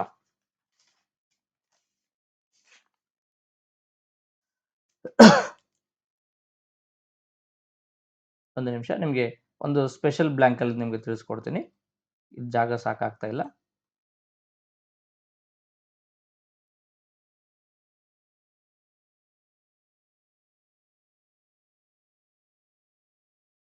ನೋಡಿ ಇಲ್ಲಿರುವಂತ ನಾವು ಡೇಟಾವನ್ನು ಬರೆದಿಟ್ಕೊಂಡು ಮುಂದೆ ಹೋಗೋಣ. ನಮ್ಗೇನಿದೆ ಅಂದ್ರೆ ವೇಗ ಮತ್ತು ಕಾಲ ಇದೆ, ಇದು ಟೈಮ್ ತೋರಿಸ್ತಾ 2 second, 4 second, 6 second, 8 second, 10 second ಅಂತ. ಇದ್ರ ಟೈಮ್ ಎಷ್ಟು 10 ಸೆಕೆಂಡ್ ಅಂತ ತೋರಿಸ್ತಾ ಇದೆ. ಇನ್ನದರ ಇದು ಯಾವ್ದಾರ metre per second 0.5, 1 metre per 1.5, 2 metre per second ನಮ್ಗೆ ಇದು ವೇಗ ಅಂತ ತೋರಿಸ್ತಾ ಇದೆ. ಇದು ವೇಗ ಇದೆ, ಇದು ಕಾಲ ಇದೆ ಅಂತ ನೋಡ್ತೇವೆ. ವೇಗ ಮತ್ತು ಕಾಲದ ನಕ್ಷೆಯನ್ನು ಕೊಟ್ಟಿದ್ದಾನೆ. ಸೊ ಈ ಟೇಬಲ್ ಮೇಲೆ ಬಾಲ್ ಇಲ್ಲಿಂದ ಇಲ್ಲಿಗೆ ಬರಬೇಕಾದ್ರೆ ಎಷ್ಟು ಫೋರ್ಸ್ ಅನ್ನು ಅಪ್ಲೈ ಮಾಡ್ತಾ ಇದೆ ಅನ್ನೋದೇ ಕ್ವಶನ್. ನಮಗೆ ಗೊತ್ತಿರುವ ಹಾಗೆ force is equal to M into A ಅಂತ ನಾವು ನೋಡ್ತಾ ಇದ್ದೀವಿ. ನಮ್ಗೆ ಎಮ್ ಗೊತ್ತದ, ಎ ಫೈಂಡ್ ಔಟ್ ಮಾಡ್ಬೇಕಷ್ಟೇ. ಎ ಫೈಂಡ್ ಔಟ್ ಹೆಂಗ್ ಮಾಡ್ತೀರಪ್ಪ ನೀವು, ಈ ಕಡೆ ನೋಡ್ಬೇಕು. A is equal to U minus V divided by time ಅಂತ ನೋಡ್ತೀವಿ. ನಮಗೆ ಗೊತ್ತು ನಕ್ಷೆಯಲ್ಲಿ ಆಕ್ಸಲರೇಷನ್ ಫೈಂಡ್ ಔಟ್ ಮಾಡಬೇಕಾದ್ರೆ ಯು ಎಷ್ಟಿದೆ, ಯು ಮತ್ತು ವಿ ಅಂತ ನಾವು ನೋಡಿದಾಗ ಇನಿಷಿಯಲ್ ವೇಗ ನಾವು ಅಬ್ಸರ್ವ್ ಮಾಡಿದ್ರೆ 2 ಮೀಟರ್ ಪರ್ ಸೆಕೆಂಡ್ ಅಂದ್ರೆ ಕೆಳಗೆ ಬಂದು ಏನಾಗ್ತದೆ ನಮಗೆ 0 ಅಂತ ಆಗ್ತಾ ಇದೆ. ಸೊ ಇನಿಷಿಯಲ್ ನಮಗೆ 2 ಇದೆ, ಈಗ ಕೆಳಗೆ ಬಂದಾಗ ನಮ್ಗೆ ಏನಾಗ್ತದೆ, ಫೈನಲ್ ಬಂದಾಗ 0 ಆಗ್ತಾ ಇದೆ. ಹಾಗಾಗಿ ನಮಗೆ 0 ಮೈನಸ್ 2.0 ಡಿವೈಡೆಡ್ ಬೈ ಟಿ ಅಂತ ನಾವು ನೋಡ್ತಾ ಇದ್ದೀವಿ. ಹಾಗಾಗಿ ಆಕ್ಸಲರೇಷನ್ ಏನಾಗ್ತದೆ ನಮಗೆ ಅಂತಿಮ ವೆಲಾಸಿಟಿ ಮೈನಸ್ ಇನಿಷಿಯಲ್ ವೆಲಾಸಿಟಿ ಏನು final velocity minus initial velocity ಅಂತ ನೋಡ್ತೀವಿ. ಫೈನಲ್ ವೆಲಾಸಿಟಿ ಅಂತ ಬಂದಾಗ ಯು, ಇನಿಷಿಯಲ್ ವೆಲಾಸಿಟಿ ಅಂತ ಬಂದಾಗ V divided by time taken ಅಂತ ನೋಡ್ತೀವಿ. ಅವಾಗ 0 ಮೈನಸ್ 2.0 ಅಂದ್ರೆ ಎಷ್ಟು ಬರ್ತದ ಮೈನಸ್ 2 ಡಿವೈಡೆಡ್ ಬೈ ಟಿ ಅಂದ್ರೆ ಎಷ್ಟು ಸೆಕೆಂಡ್ ಅದ, ಇಲ್ಲಿಂದ ಇಲ್ಲಿ ಬರ್ಬೇಕಾದ್ರೆ ಎಷ್ಟು ಸೆಕೆಂಡ್ ಟೈಮ್ ತಗೋತು ನಮಗೆ 10 ಸೆಕೆಂಡ್ ಅಂತ ಟೈಮ್ ತಗೋತು. ಅವಾಗ acceleration is equal to minus 2 divided by 10 ಹೆಂಗ್ ಮಾಡ್ತೀರಿ 2 ಮೈನಸ್ 2 ಡಿವೈಡೆಡ್ ಬೈ 10 ಮಾಡ್ಬೇಕು ನಾನೀಗ. ಹೋಗ್ತದೇನು ಹೋಗಲ್ಲ, ಏನ್ ಮಾಡ್ತೀವಿ 0.0 ಕೊಟ್ಟು ಪಾಯಿಂಟ್ ಇಟ್ಟು ಇಲ್ಲೊಂದು 0 ತಗೋತೀವಿ. ಎಷ್ಟು ಹೋಗ್ತದ 10 2s 20 ಅವಾಗ 0 0 ಆಗ್ಬಿಡ್ತದೆ. ನಮ್ಗೆ ಆನ್ಸರ್ ಎಷ್ಟು ಬರ್ತದೆ minus 0.2. Acceleration is equal to ಎಷ್ಟಿದ್ರೆ ಮೈನಸ್ 0.2 ಅಂತ ಬಂತು ನನಗೆ. ಆಕ್ಸಲರೇಷನ್ ನೆಗೆಟಿವ್ ಅಲ್ಲ, ಯಾಕೆ ಮುಂದೆ ಹೋಗ್ತಾ ಹೋಗ್ತಾ ಹೋಗ್ತಾ ಸ್ಪೀಡ್ ಕಮ್ಮಿ ಆಗ್ತಾ ಇದೆ. ಸ್ಪೀಡ್ ಕಮ್ಮಿ ಆದರೆ ಆಕ್ಸಲರೇಷನ್ ನಮಗೆ ನೆಗೆಟಿವ್ ಅಲ್ಲಿ ಬರ್ತದೆ. ಹೋಗ್ತಾ ಹೋಗ್ತಾ ಸ್ಪೀಡ್ ಜಾಸ್ತಿ ಆದರೆ ಆಕ್ಸಲರೇಷನ್ ನಮಗೆ ಪಾಸಿಟಿವ್ ಅಲ್ಲಿ ಬರ್ತದೆ. ನಮಗೆ ಆಕ್ಸಲರೇಷನ್ ಸಿಕ್ತು ನನಗೀಗ. ಆಕ್ಸಲರೇಷನ್ ಸಿಕ್ಕಿದ ಮೇಲೆ ನಾವೇನು ಯಾವ ಫಾರ್ಮುಲಾ ಅಪ್ಲೈ ಮಾಡಬೇಕೀಗ F is equal to M into ಎಷ್ಟು ಎಮ್ ಎಷ್ಟು 20 kg. ಆಕ್ಸಲರೇಷನ್ ಎಷ್ಟಾಯಿತು ಮೈನಸ್ ಅಲ್ಲಿ ಬಂತು ಮೈನಸ್ 0.2 ಅಂತ ಬಂತು. F is equal to 20 into 0.2 ಹೆಂಗ್ ಮಾಡ್ತೀವಿ 0.2 ಇಂಟು 20 ಇದು ಮೈನಸ್ ಅಲ್ಲದ, ಹಾಗಾಗಿ ನಮ್ಮ ಆನ್ಸರ್ ಮೈನಸ್ ಅಲ್ಲಿ ಬರ್ತದ. 20 ಇಂಟು 2 ಎಷ್ಟು 40 ಅಂದ್ರೆ ಎಷ್ಟು 0 ಕ್ಯಾರಿ 4 20 ಇಂಟು 0 ಪ್ಲಸ್ 4 ಏನು 4. ಬಟ್ ಅದ್ರ ನಮಗೆ ಓವರ್ ಆಲ್ ಅಲ್ಲಿ ಎಷ್ಟು ಪಾಯಿಂಟ್ ಬಿಟ್ಟು ಕ್ಯಾಲ್ಕುಲೇಷನ್ ಅದ ನಮಗೆ, ಸೊ ಪಾಯಿಂಟ್ ಅಲ್ಲದ ಆನ್ಸರ್. ಹಂಗಾಗಿ ನಮ್ಮ ಆನ್ಸರ್ ಪಾಯಿಂಟ್ ಅಲ್ಲಿ ಮಾಡಬೇಕಾದ್ರೆ ಗೊತ್ತಲ್ಲ ರೈಟ್ ಸೈಡ್ ಇಂದ ನಾವು ಪಾಯಿಂಟ್ ಅನ್ನು ಕೊಡಬೇಕಾಗ್ತದೆ. ರೈಟ್ ಸೈಡ್ ಇಂದ ನೀವು ಪಾಯಿಂಟ್ ಕೊಡ್ತಾ ಬರಬೇಕಾದ್ರೆ ನಮಗೆ 0.4 ಅಂತ ಆನ್ಸರ್ ಆಗ್ತದೆ. ಬಟ್ ಆದ್ರೆ ಒಂದು ಪಾಯಿಂಟ್ ಬಿಟ್ಟು ನಾವು ಒಂದು ನಂಬರ್ ಬಿಟ್ಟು ಪಾಯಿಂಟ್ ಅನ್ನು ಕೊಡಬೇಕಾಗ್ತದೆ. ಸೊ ಈ ರೀತಿ ಮಾಡ್ಕೋಬೇಕಾದ್ರೆ ನಮಗೆ ಆನ್ಸರ್ ಎಲ್ಲಾನು 4.0 ಅಂತಿದೆ, ಒಂದ್ ಕಡೆ ಏನು 0. ಮೈನಸ್ ಅಲ್ಲಿದೆ, ಒಂದ್ ಕಡೆ ಪ್ಲಸ್ ಇದೆ, ಒಂದ್ ಕಡೆ ಮೈನಸ್ ಅಲ್ಲಿದೆ. ಬಟ್ ನಮ್ಮ ಆನ್ಸರ್ ನೀವು ಅಬ್ಸರ್ವ್ ಮಾಡ್ಕೊಳ್ಳಿ, ಆನ್ಸರ್ ಮಾಡ್ಕೊಂಡ್ಬಿಟ್ಟು ನೀವು ಅಂತಂದ್ರೆ ನಮ್ಮ ಆನ್ಸರ್ ಮೈನಸ್ ಅಲ್ಲಿ ಬರ್ಬೇಕು. ಯಾಕೆ ಮೈನಸ್ ಅಲ್ಲಿ ಬರಬೇಕು, ನಮ್ಮ ಆಕ್ಸಲರೇಷನ್ ಏನಾಗಿದೆ ನೆಗೆಟಿವ್ ಅಲ್ಲಿ ಇದೆ. ಹಾಗಾಗಿ ಇದು ಸಹಿತ ನಮ್ಗೆ ಏನಾಗ್ತದೆ ನೆಗೆಟಿವ್ ಅಲ್ಲಿ ಆನ್ಸರ್ ಬರುವುದರಿಂದ ಹಾಗಾಗಿ 0.4 ಪ್ಲಸ್ ಇದ್ದುದನ್ನು ನಾವು ತೆಗಿಬೇಕಾಗ್ತದೆ. ಇದು ಪ್ಲಸ್ ಇದೆ, ಇದನ್ನು ಪ್ಲಸ್ ಇದೆ, ಪ್ಲಸ್ ಅಲ್ಲಿ ಬರಲ್ಲ ನಮ್ಗೆ ಆನ್ಸರ್ ಮೈನಸ್ ಅಲ್ಲಿ ಬರ್ತದೆ. ಮೈನಸ್ ಅಲ್ಲಿ ಒಂದ್ ಕಡೆ 0.4 ನ್ಯೂಟನ್ ಅಂತಿದೆ, ಒಂದ್ ಕಡೆ 4.0 ಏನು ಮೈನಸ್ 4.0 ನ್ಯೂಟನ್ ಅಂತಿದೆ. ಇವೆರಡನ್ನು ನೀವು ಕ್ಯಾಲ್ಕುಲೇಷನ್ ಮಾಡಿ ಕರೆಕ್ಟ್ ಆಗಿ ಏನು 20 ಇಂಟು ಮೈನಸ್ 0.2 ಅಂತ ನೀವು ಆನ್ಸರ್ ಮಾಡ್ಕೊಂಡ್ಬಿಟ್ರೆ ನಮ್ಮ ಆನ್ಸರ್ ಎಷ್ಟು ಬರ್ತದೆ ನೀವು ನೋಡ್ಕೊಳ್ಳಿ, ಸ್ವಲ್ಪ ಗೊತ್ತಾಗ್ತದೆ ನಿಮಗೆ. ಸೊ ಓವರ್ ಆಲ್ ನಿಮ್ಮ ಥೀಮ್ ಏನು ಅಂತಂದ್ರೆ ಯಾವ ರೀತಿ ನಾವು ಮಾಡ್ಕೋಬೇಕು, ಕ್ವಶನ್ ಹೆಂಗ್ ಕನ್ವರ್ಷನ್ಸ್ ಮಾಡ್ಕೋಬೇಕು, ನಾವು ಅರ್ಥ ಆಗ್ತದಾ, ಕನ್ವರ್ಷನ್ಸ್ ಯಾವ ರೀತಿ ಮಾಡ್ಕೋಬೇಕು, ಫಾರ್ಮುಲಾದಲ್ಲಿ ಹೆಂಗ್ ಕ್ರಿಯೇಟ್ ಮಾಡ್ಕೋಬೇಕು, ಈ ಕಾಲ ಮತ್ತು ನಕ್ಷೆಗಳು ಕೊಟ್ಟಾಗ ಈ ಇನಿಷಿಯಲ್ ಯಾವುದು ಫೈನಲ್ ಯಾವುದು ಹೆಂಗ್ ತಿಳ್ಕೋಬೇಕು, ಕ್ವಶನ್ ಅನ್ನು ನಾವು ಓವರ್ ಆಲ್ ಗ್ರಾಸ್ಪಿಕ್ ಮಾಡೋದು ಹೆಂಗೆ. ಎಕ್ಸಾಮ್ದಲ್ಲಿ ನೋಡಿ ನಮಗೆ ಯಾವುದೇ ಕ್ವಶನ್ಸ್ ಐತೆ ನಮಗೆ ನೇರವಾಗಿ ಕೊಡಲ್ಲ, ಆದ್ರೆ ಏನೋ ಒಂದು ಇಡನ್ ಮೀನಿಂಗ್ ಕೊಟ್ಟಿರ್ತಾನೆ ಅದಕ್ಕೆ. ಅದನ್ನ ನಾವೇನ್ ಮಾಡ್ಬೇಕಾದ್ರೆ ಅದು ಗ್ರಾಸ್ಪಿಕ್ ಮಾಡ್ಬೇಕು, ನಾವು ಅರ್ಥ ಮಾಡ್ಕೊಂಡು ಆನ್ಸರ್ ಅನ್ನು ಮಾಡ್ಬೇಕಾಗ್ತದೆ. ಕರೆಕ್ಟ್ ಆಗಿ ನಮಗೆ ನೇರವಾಗಿ ಹಿಂಗ್ ನೋಡಿದ ತಕ್ಷಣ ಅರ್ಥ ಆಗುವಂಗ ರೂಪದಲ್ಲಿ ನಮಗೆ ಕ್ವಶನ್ಸ್ ಇರಲ್ಲ. ಅದನ್ನ ನಾವು ಅರ್ಥ ಮಾಡಿಕೊಂಡು ಓವರ್ ಆಲ್ ಆಗಿ ಕಾಂಪ್ರಿಹೆನ್ಸಿವ್ ಆಗಿ ತಿಳ್ಕೊಂಡು ಆನ್ಸರ್ ನಾವು ಮಾಡಬೇಕಾಗ್ತದೆ. ಸೊ ಒಟ್ಟಾರೆಯಾಗಿ ನಮ್ಮ ಆನ್ಸರ್ ಅಲ್ಲಿ ಪಾಸಿಟಿವ್ ಅಲ್ಲಿ ಅಂತೂ ಬರಲ್ಲ, ನೆಗೆಟಿವ್ ಅಲ್ಲಿ ಬರ್ತದೆ. ಇದು ಆನ್ಸರ್ ಎಷ್ಟು ಬರ್ತದೋ ಒಂದ್ಸಲ ಚೆಕ್ ಮಾಡ್ಕೊಳ್ಳಿ, ಅದೇ ಸರಿಯಾದ ಉತ್ತರ ಅಂತ ನೋಡ್ತೀವಿ. ನೋಡಿ ನೆಕ್ಸ್ಟ್ ಕ್ವಶನ್, ಸಾಂದ್ರತೆಯ ಅಂತಾರಾಷ್ಟ್ರೀಯ ಏಕಮಾನ ಏನಾಗಿದೆ ಅಂತ ಕೊಡ್ತಾನೆ. ಸಾಂದ್ರತೆ ಅಂತಾರಾಷ್ಟ್ರೀಯ ಡೆನ್ಸಿಟಿ ಅಂತ ನೋಡ್ತೀವಿ. ಡೆನ್ಸಿಟಿ ಏನಿದೆಪ್ಪ ಅಂದ್ರೆ density is equal to mass divided by volume ಅಂತಿದೆ. ಸೊ ಮಾಸ್ ಅನ್ನು ನಾವು ಯಾವಾಗಲೂ ಕೆಜಿ ಅಲ್ಲಿ ಕೊಡ್ತೀವಿ, ವಾಲ್ಯೂಮ್ ಅನ್ನು ಮೀಟರ್ ಕ್ಯೂಬ್ ಅಲ್ಲಿ ಕೊಡ್ತೀವಿ. ಕೆಜಿ ಪರ್ ಏನು ಎಂ ಕ್ಯೂಬ್ ಅಂತ ನೋಡ್ತೀವಿ. ಇಲ್ಲಿ ಕೆಜಿ ಇದೆ, ಎಂ ಇದೆ, ಇಲ್ಲಿ ಬರೀ ಎಂ ಕ್ಯೂಬ್ ಇದೆ, ಇಲ್ಲಿ ಎನ್ ಇದೆ. ಹಾಗಾಗಿ ಕೆಜಿ ಪರ್ ಎಂ ಕ್ಯೂಬ್ ಅನ್ನು ನೋಡೋದು ಇದೆ ಡೆನ್ಸಿಟಿ. ಡೆನ್ಸಿಟಿ ಅಂದ್ರೆ ಏನಿಲ್ಲ, ವಸ್ತುಗಳು ನೀರಲ್ಲಿ ಮುಳುಗಬೇಕಾದ್ರೆ ಹಗುರದವ ಬಾರದವ ಅನ್ನೋ ಆಧಾರದ ಮೇಲೆ ನೀರಲ್ಲಿ ತೇಲುವುದು ಮುಳುಗುವುದು ಅನ್ನೋದನ್ನ ನಾವಿಲ್ಲಿ ಈ ಕಾನ್ಸೆಪ್ಟ್ ಅಲ್ಲಿ ನೋಡ್ತೀವಿ. ಒಂದು ವಸ್ತು ಕಂಪ್ಲೀಟ್ ಆಗಿ ನೀರಲ್ಲಿ ತೇಲಿದ್ರೆ ಡೆನ್ಸಿಟಿ ಕಡಿಮೆ, ಒಂದು ವಸ್ತು ಕಂಪ್ಲೀಟ್ ಆಗಿ ನೀರಲ್ಲಿ ಮುಳುಗಿದ್ರೆ ಡೆನ್ಸಿಟಿ ಜಾಸ್ತಿ ಅಂತ ನೋಡ್ತೀವಿ. So density KG per metre cube ಅಂತ ನೋಡ್ತೀವಿ. ಸರ್ ಇಲ್ಲಿ ಮೈನಸ್ ಅಲ್ಲಿ ಬಂದದ, ಹೌದು ಮೈನಸ್ ಪ್ಲಸ್ ಏನ್ ಡಿಫರೆನ್ಸ್ ಇಲ್ಲ, ಹಿಂಗೆ ಡೈರೆಕ್ಟ್ ಆಗಿ ಕೆಜಿ ಮೀಟರ್ ಕ್ಯೂಬ್ ಕೊಟ್ರ ಹಿಂಗ್ ಬರ್ತದೆ. ಬಟ್ ಯಾವಾಗ್ಲೂ ನಮಗೆ ರೇಷಿಯೋದಲ್ಲಿದೆ, ರೆಸಿಪ್ರೋಕಲ್ ಆಗಿದೆ. ಕೆಜಿ ಬೈ ಮೀಟರ್ ಕ್ಯೂಬ್ ಅಂತಿದೆ. ಇದನ್ನು ಡಿವೈಡ್ ಬೈ ಮೇಲೆ ಬಂದ್ರೆ ಏನಾಗ್ತದೆ, ಇಂಟು ಮೀಟರ್ ಮೈನಸ್ ಕ್ಯೂಬ್ ಅಂತ ಆಗ್ತದೆ. ಅಂದ್ರೆ ಕೆಳಗಿರುವಂತ ಅಂಶಗಳು ಮೇಲಕ್ಕೆ ತಗೊಂಬಂದ್ರೆ ಅವು ಮೈನಸ್ ಆಗ್ತವೆ, ಮೇಲಿದ್ದು ಕೆಳಗೆ ಬಂದ್ರೆ ಪ್ಲಸ್ ಆಗ್ತವೆ ಅಂತ ನೋಡ್ತೀವಿ. ಹಂಗಾಗಿ ಕೆಜಿ ಪರ್ ಮೀಟರ್ ಕ್ಯೂಬ್ ಅನ್ನೋದು ಸರಿಯಾದ ಉತ್ತರ. ನೋಡಿ ಮತ್ತೊಂದು ಕಾನ್ಸ್ಟಂಟ್ ವ್ಯಾಲ್ಯೂ ಬಂತು ನೋಡಿ. ಪ್ಲಾಂಕ್ನ ಸ್ಥಿರಾಂಕದ ಮೌಲ್ಯ ಎಷ್ಟು ಅಂತ ಕೇಳ್ತಾನೆ. ಪ್ಲಾಂಕ್ಸ್ ಕಾನ್ಸ್ಟಂಟ್ ಎಷ್ಟಿದೆ ಅಂತ ಕೇಳ್ತಾ ಇದ್ದಾನೆ. Planks constant sir, first of all planks constant, planks ಯಾರು ಅಂತಂದ್ರೆ ಇವರು ಎನರ್ಜಿ ಮತ್ತು ಫ್ರೀಕ್ವೆನ್ಸಿ, ಒಂದು ವೇವ್ ರೂಪದಲ್ಲಿ ಚಲಿಸಬೇಕಾದ್ರೆ ಅದರ ಫ್ರೀಕ್ವೆನ್ಸಿ ಮತ್ತು ಎನರ್ಜಿ ಹೆಂಗಿರ್ತವೆ, ಯಾವ ರೀತಿ ಇಂಟರ್ ರಿಲೇಟೆಡ್ ಆಗಿರ್ತವೆ ಅಂತ ತಿಳಿಸ್ಕೊಡ್ತಾರೆ. ಇವ್ರ ಪ್ರಕಾರ ಎನರ್ಜಿ ಮತ್ತು ಫ್ರೀಕ್ವೆನ್ಸಿ ಡೈರೆಕ್ಟ್ಲಿ ಪ್ರೊಪೋರ್ಷನಲ್ ಆಗಿದ್ದಾವೆ.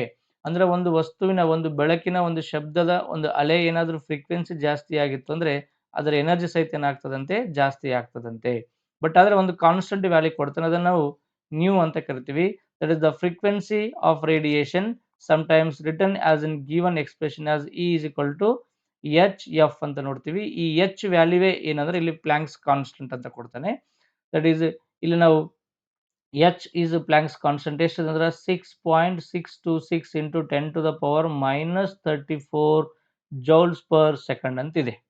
ಸೊ 6.626 ಅಲ್ಲಿದೆ ನೋಡಿ, ಇಲ್ಲಿದೆ 6.626 into 10 to the power minus 34 joules per second ಅನ್ನೋದು ಸರಿಯಾದ ಉತ್ತರ. ಸೊ ಪ್ಲಾಂಕ್ನ ಕಾನ್ಸ್ಟಂಟ್ ಎದ್ರ ಬಗ್ಗೆ ತಿಳಿಸ್ಕೊಡ್ತದೆ ಅಂತಂದ್ರೆ, ಒಂದು ವೇವ್ ರೂಪದಲ್ಲಿ ಹೋಗ್ಬೇಕಾದ್ರೆ ಆ ವೇವ್ನ ಎನರ್ಜಿ ಎದ್ರ ಮೇಲೆ ಡಿಪೆಂಡ್ ಆಗಿದೆ, ಫ್ರೀಕ್ವೆನ್ಸಿ ಮೇಲೆ ಡಿಪೆಂಡ್ ಆಗಿದೆ. E is equal to H into frequency. ಆ ಫ್ರೀಕ್ವೆನ್ಸಿ ಹೆಚ್ಚಾಗೋದ್ರಿಂದ ಎನರ್ಜಿ ಹೆಚ್ಚಾಗ್ತದೆ, ಫ್ರೀಕ್ವೆನ್ಸಿ ಕಮ್ಮಿ ಆಗೋದ್ರಿಂದ ಎನರ್ಜಿ ಕಮ್ಮಿ ಆಗ್ತದೆ. ಅವನದೊಂದು ವ್ಯಾಲ್ಯೂಸ್ ಅನ್ನು, ಕಾನ್ಸ್ಟಂಟ್ ವ್ಯಾಲ್ಯೂಸ್ ಅನ್ನು, ಮಿನಿಮಮ್ ವ್ಯಾಲ್ಯೂ ಅನ್ನು ಇಟ್ಬಿಡ್ತಾನೆ. ಅದೇ 6.626 into 10 to the power minus 34 joules per meter ಅಂತ ನೋಡ್ತೀವಿ. ಹಿಂಗ ಗ್ರಾವಿಟೇಷನ್ ಕಾನ್ಸ್ಟಂಟು, ಪ್ಲಾಂಕ್ಸ್ ಕಾನ್ಸ್ಟಂಟು, ಸೋಲಾರ್ ಕಾನ್ಸ್ಟಂಟು, ಈ ಕಾನ್ಸ್ಟಂಟ್ ವ್ಯಾಲ್ಯೂಗಳ ಮೇಲೆ ಕ್ವಶನ್ ನಮಗೆ ರೈಸ್ ಆಗ್ತದೆ. ಒಂದ್ಸಲ ಇದ್ರ ಬಗ್ಗೆ ನೋಡ್ಕೊಳ್ಳಿ ನೀವು.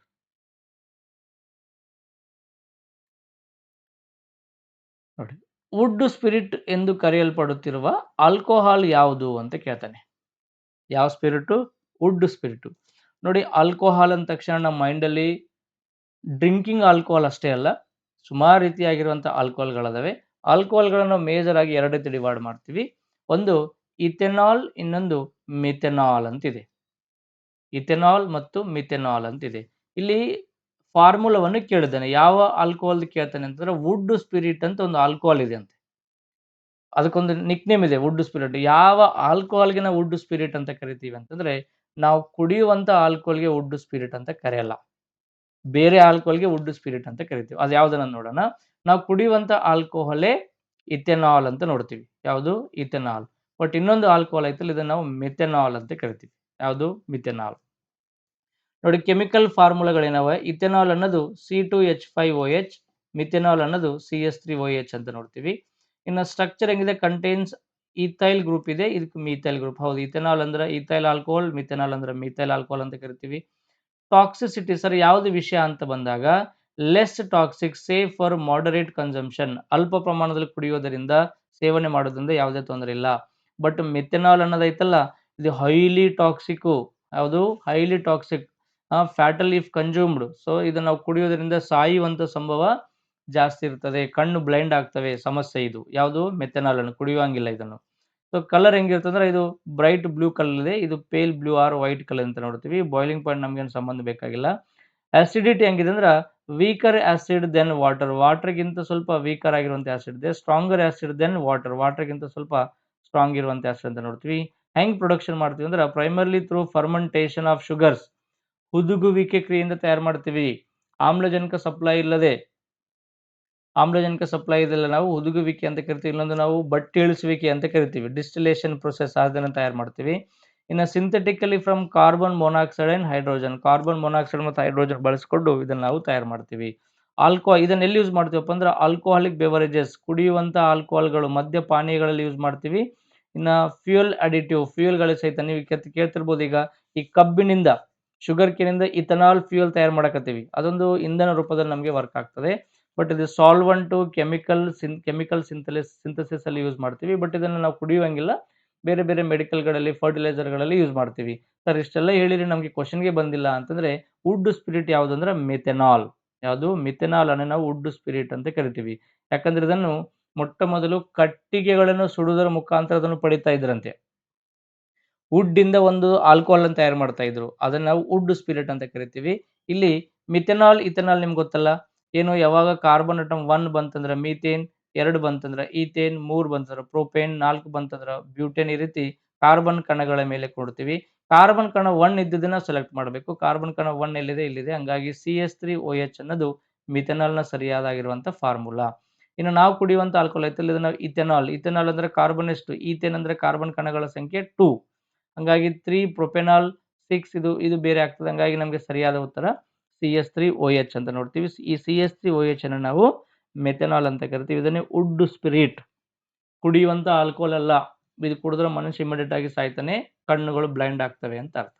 ಸೊ ಸರಿಯಾದ ಉತ್ತರ ಏನು? ನಮಗೆ ವುಡ್ ಸ್ಪಿರಿಟ್ CH3OH. ಇದು ಕುಡಿಯುವಂತ ಆಲ್ಕೋಹಾಲ್ ಅಲ್ಲ. ಕುಡಿಯುವಂತ ಆಲ್ಕೋಹಾಲ್ ಇಥನಾಲ್.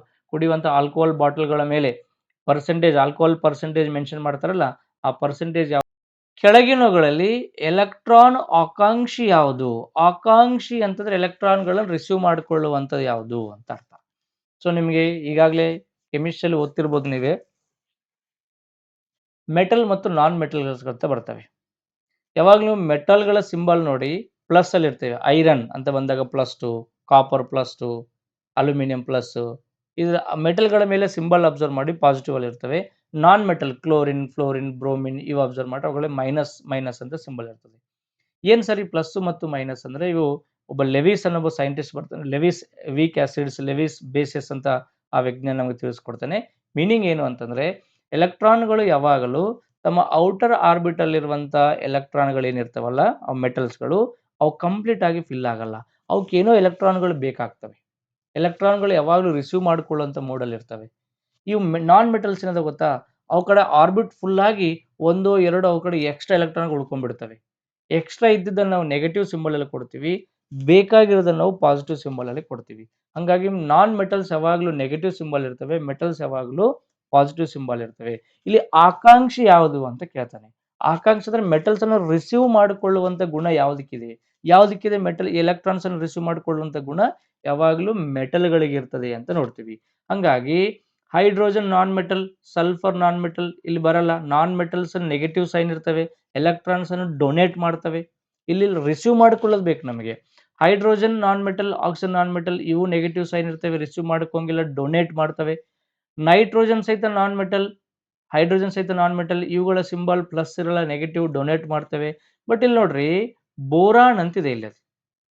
ಯಾವುದು? Boron is a metal. ಇಲ್ಲಿ ಕಾನ್ಸೆಪ್ಟ್ ಇದೆ ನಮಗೆ. ಇಲ್ಲಿ fluorine non metal, but central metal ಯಾವುದು? ನಮಗೆ ಮುಖ್ಯವಾಗಿರೋದು ಯಾವುದು ಅಂದ್ರೆ, ಯಾಕಂದ್ರೆ ಅದನ್ನು ಬೋರಾನ್ ಟ್ರೈಫ್ಲೋರೈಡ್ ಅಂತ ಕರಿತೀನಿ. ಅದನ್ನು ಯಾವ ಫ್ಲೋರೈಡು? ಬೋರಾನ್ ಟ್ರೈಫ್ಲೋರೈಡ್. ಸೆಂಟ್ರಲ್ ಮೆಟಲ್ ನಮ್ಗೆ ಯಾವುದು ಅಂತ ಬಂದಾಗ ಬೋರಾನ್ ಅಂದ್ರೆ ಏನು? ಮೆಟಲ್ ಅಂದ್ರೆ ಏನು? ಪಾಸಿಟಿವ್ ಸಿಂಬಲ್ ಅಂದ್ರೆ ಏನು? ಎಲೆಕ್ಟ್ರಾನ್ಗಳು ರಿಸೀವ್ ಮಾಡ್ಕೊಳ್ತದೆ. ಆಕಾಂಕ್ಷಿ ನಿರೀಕ್ಷೆಯಲ್ಲಿ ಇರ್ತದೆ. ಹಂಗಾಗಿ ನಮಗೆ ಸರಿಯಾದ ಉತ್ತರ ಯಾವುದು ಅಂದ್ರೆ ಬೋರಾನ್ ಟ್ರೈಫ್ಲೋರೈಡ್ ಅನ್ನೋದು ನೆನ್ಪಿಟ್ಕೋಬೇಕು.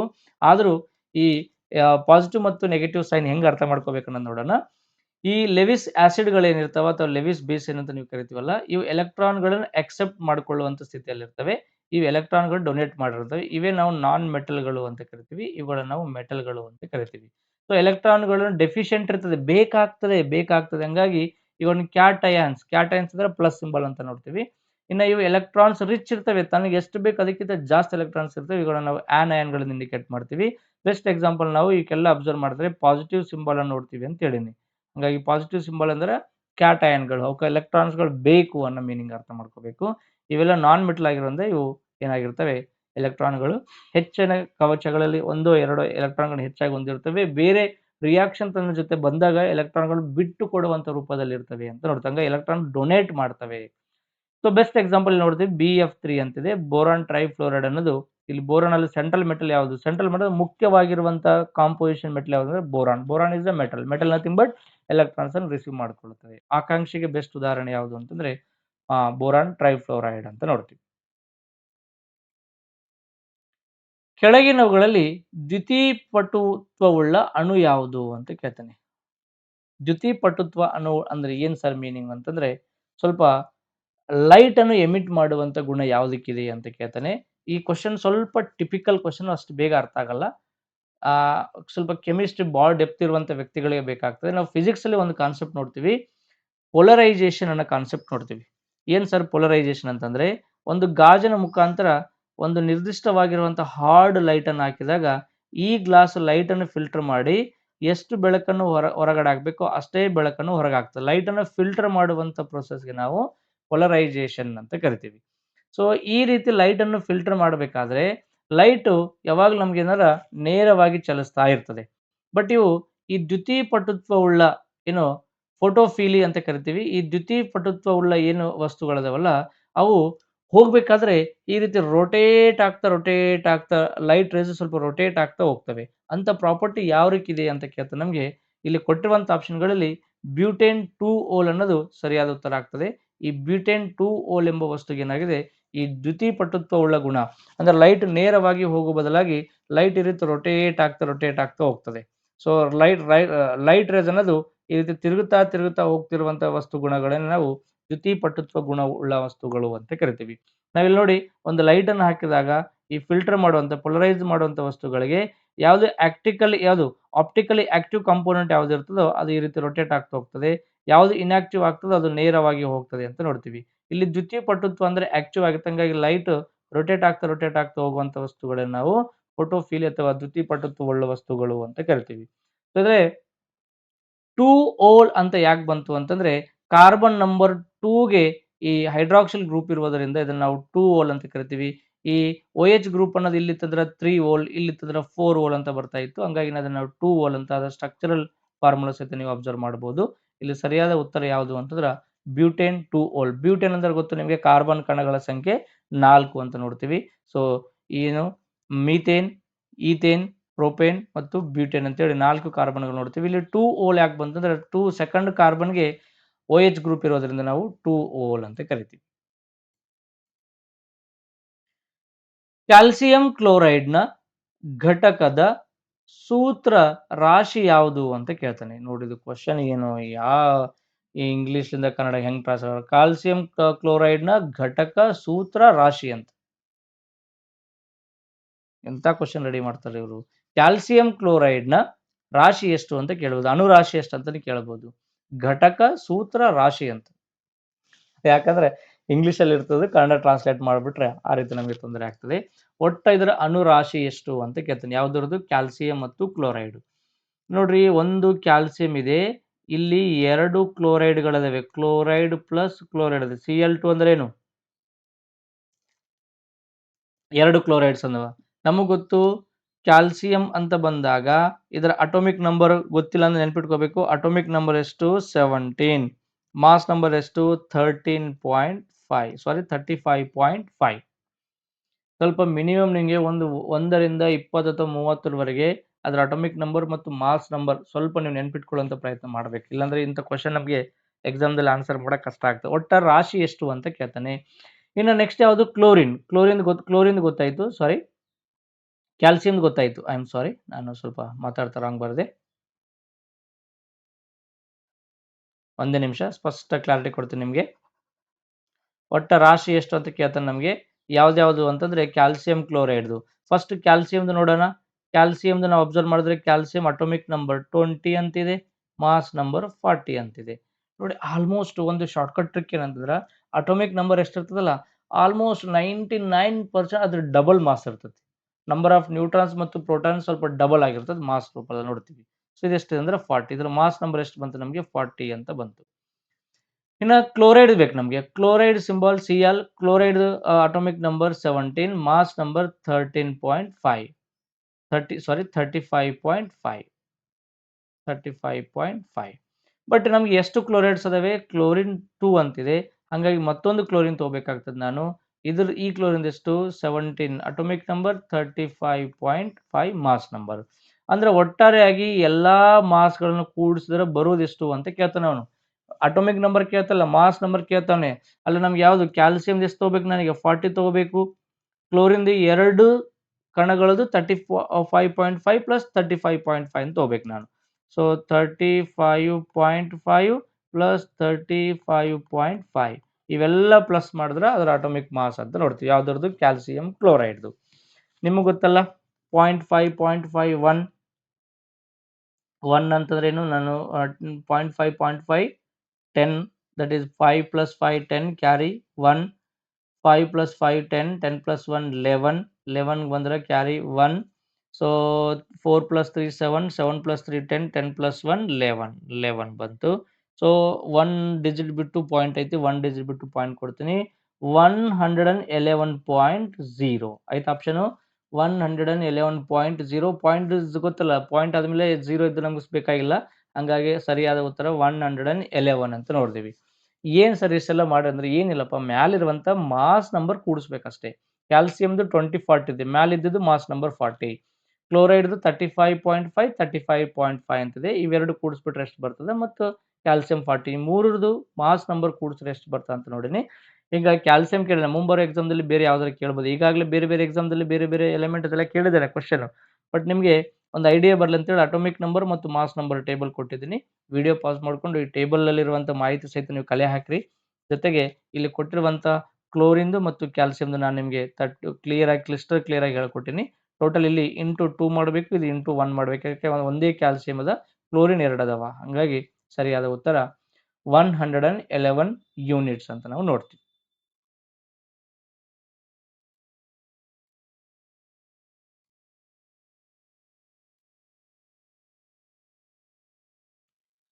ನೋಡಿ, ಬೇರ್ಪಟ್ಟ DNA ಪಟ್ಟಿಗಳನ್ನು ಅಗರೋಸ್ ಜೆಲ್ನಿಂದ ತುಂಡರಿಸಿ ಹೊರತೆಗೆಯಬಹುದಾದ ಹಂತವು ಅಂತ ಕೇಳ್ತಾನೆ. ನೋಡಿ, ನಮ್ಮ ಬಾಡಿಯಲ್ಲಿ DNA ಅದಾವ. DNA ಏನಾದರೂ ಒಂದು ಸಮಸ್ಯೆ ಐತೆ ಅಂತ ಹೇಳಿರಿ, ಒಂದು DNA ಈ ರೀತಿ ಸ್ಟ್ರಕ್ಚರ್ ಅದ, ಪಟ್ಟಂತ ತುಂಡಾಗ್ಬಿಟ್ಟತಿ. ಆ ತುಂಡಾಗಿರುವಂಥ DNA ನಾವೇನು ಮಾಡಬೇಕು, ಸಪ್ರೇಟ್ ಮಾಡ್ಬೇಕು, ತೆಗಿಬೇಕು ಅದರಿಂದ. ನೋಡಿ ಹೆಂಗದ, ತುಂಡುಗಳನ್ನು ಅಗರೋಸ್ ಜೆಲ್ನಿಂದ ತುಂಡರಿಸಿ ಹೊರ ತೆಗೆಯಬಹುದಾದ ಹಂತ. ಅಲ್ಲಿ ಬೇರೆ ಬೇರೆ ಹಂತಗಳು ಬರ್ತವೆ.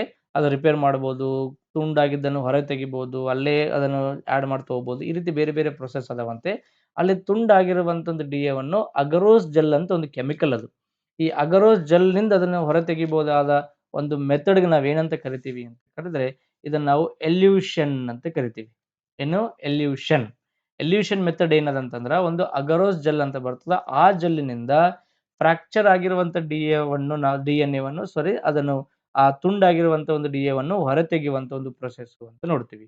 Elution of DNA from an agarose gel is the process of recovering a specific DNA fragment after it has been separated by electrophoresis and excised from the gel ಅಂತ ನೋಡ್ತೀವಿ. ಬೇರೆ ಬೇರೆ ಮೆಥಡ್ಸ್ ಅದಾವೆ, ಅದರ ಕಾಮನ್ ಮೆಥಡ್ ಯಾವುದು ಅಂತಂದ್ರೆ elution ಅಂತ ನೋಡ್ತೀವಿ. ನೋಡಿ, ಇಲ್ಲಿ ಯಾವುದೋ ಒಂದು DNA ಇದೆ, ಇಲ್ಲಿ ಏನೋ ತುಂಡಾಗಿದೆ, ಅದನ್ನ ಒಂದು ಅಗರೋಸ್ ಜೆಲ್ ಅಂತ ಜೆಲ್ ಸಿಗ್ತದೆ, ಆ ಜೆಲ್ನನ್ನು ಅಂಟಿಸ್ಕೊಂಡು ಆ ಜೆಲ್ನ ಸಹಾಯದಿಂದ ಆ DNA ತೆಗೆದು ಅದನ್ನು ಮತ್ತೆ ನಾವು ಪ್ಯೂರಿಫೈ ಮಾಡ್ತೀವಿ, ಅಥವಾ ಮತ್ತೆ ಮಾಡಿಫಿಕೇಶನ್ ಮಾಡಿಬಿಟ್ಟು ಅದನ್ನು ನಾವು ರಿಪೇರಿ ಮಾಡುವಂಥ ಒಂದು ಪ್ರೊಸೆಸ್ಸನ್ನೇ ನಾವು ಎಲ್ಯೂಷನ್ ಅಂತ ಕರಿತೀವಿ. ಎಲ್ಯೂಷನ್ ಇವೆಲ್ಲ ಸ್ವಲ್ಪ ಹೈಯರ್ ಲೆವೆಲಲ್ಲಿ ಕೇಳುವಂಥ ಕ್ವಶನ್ಸು.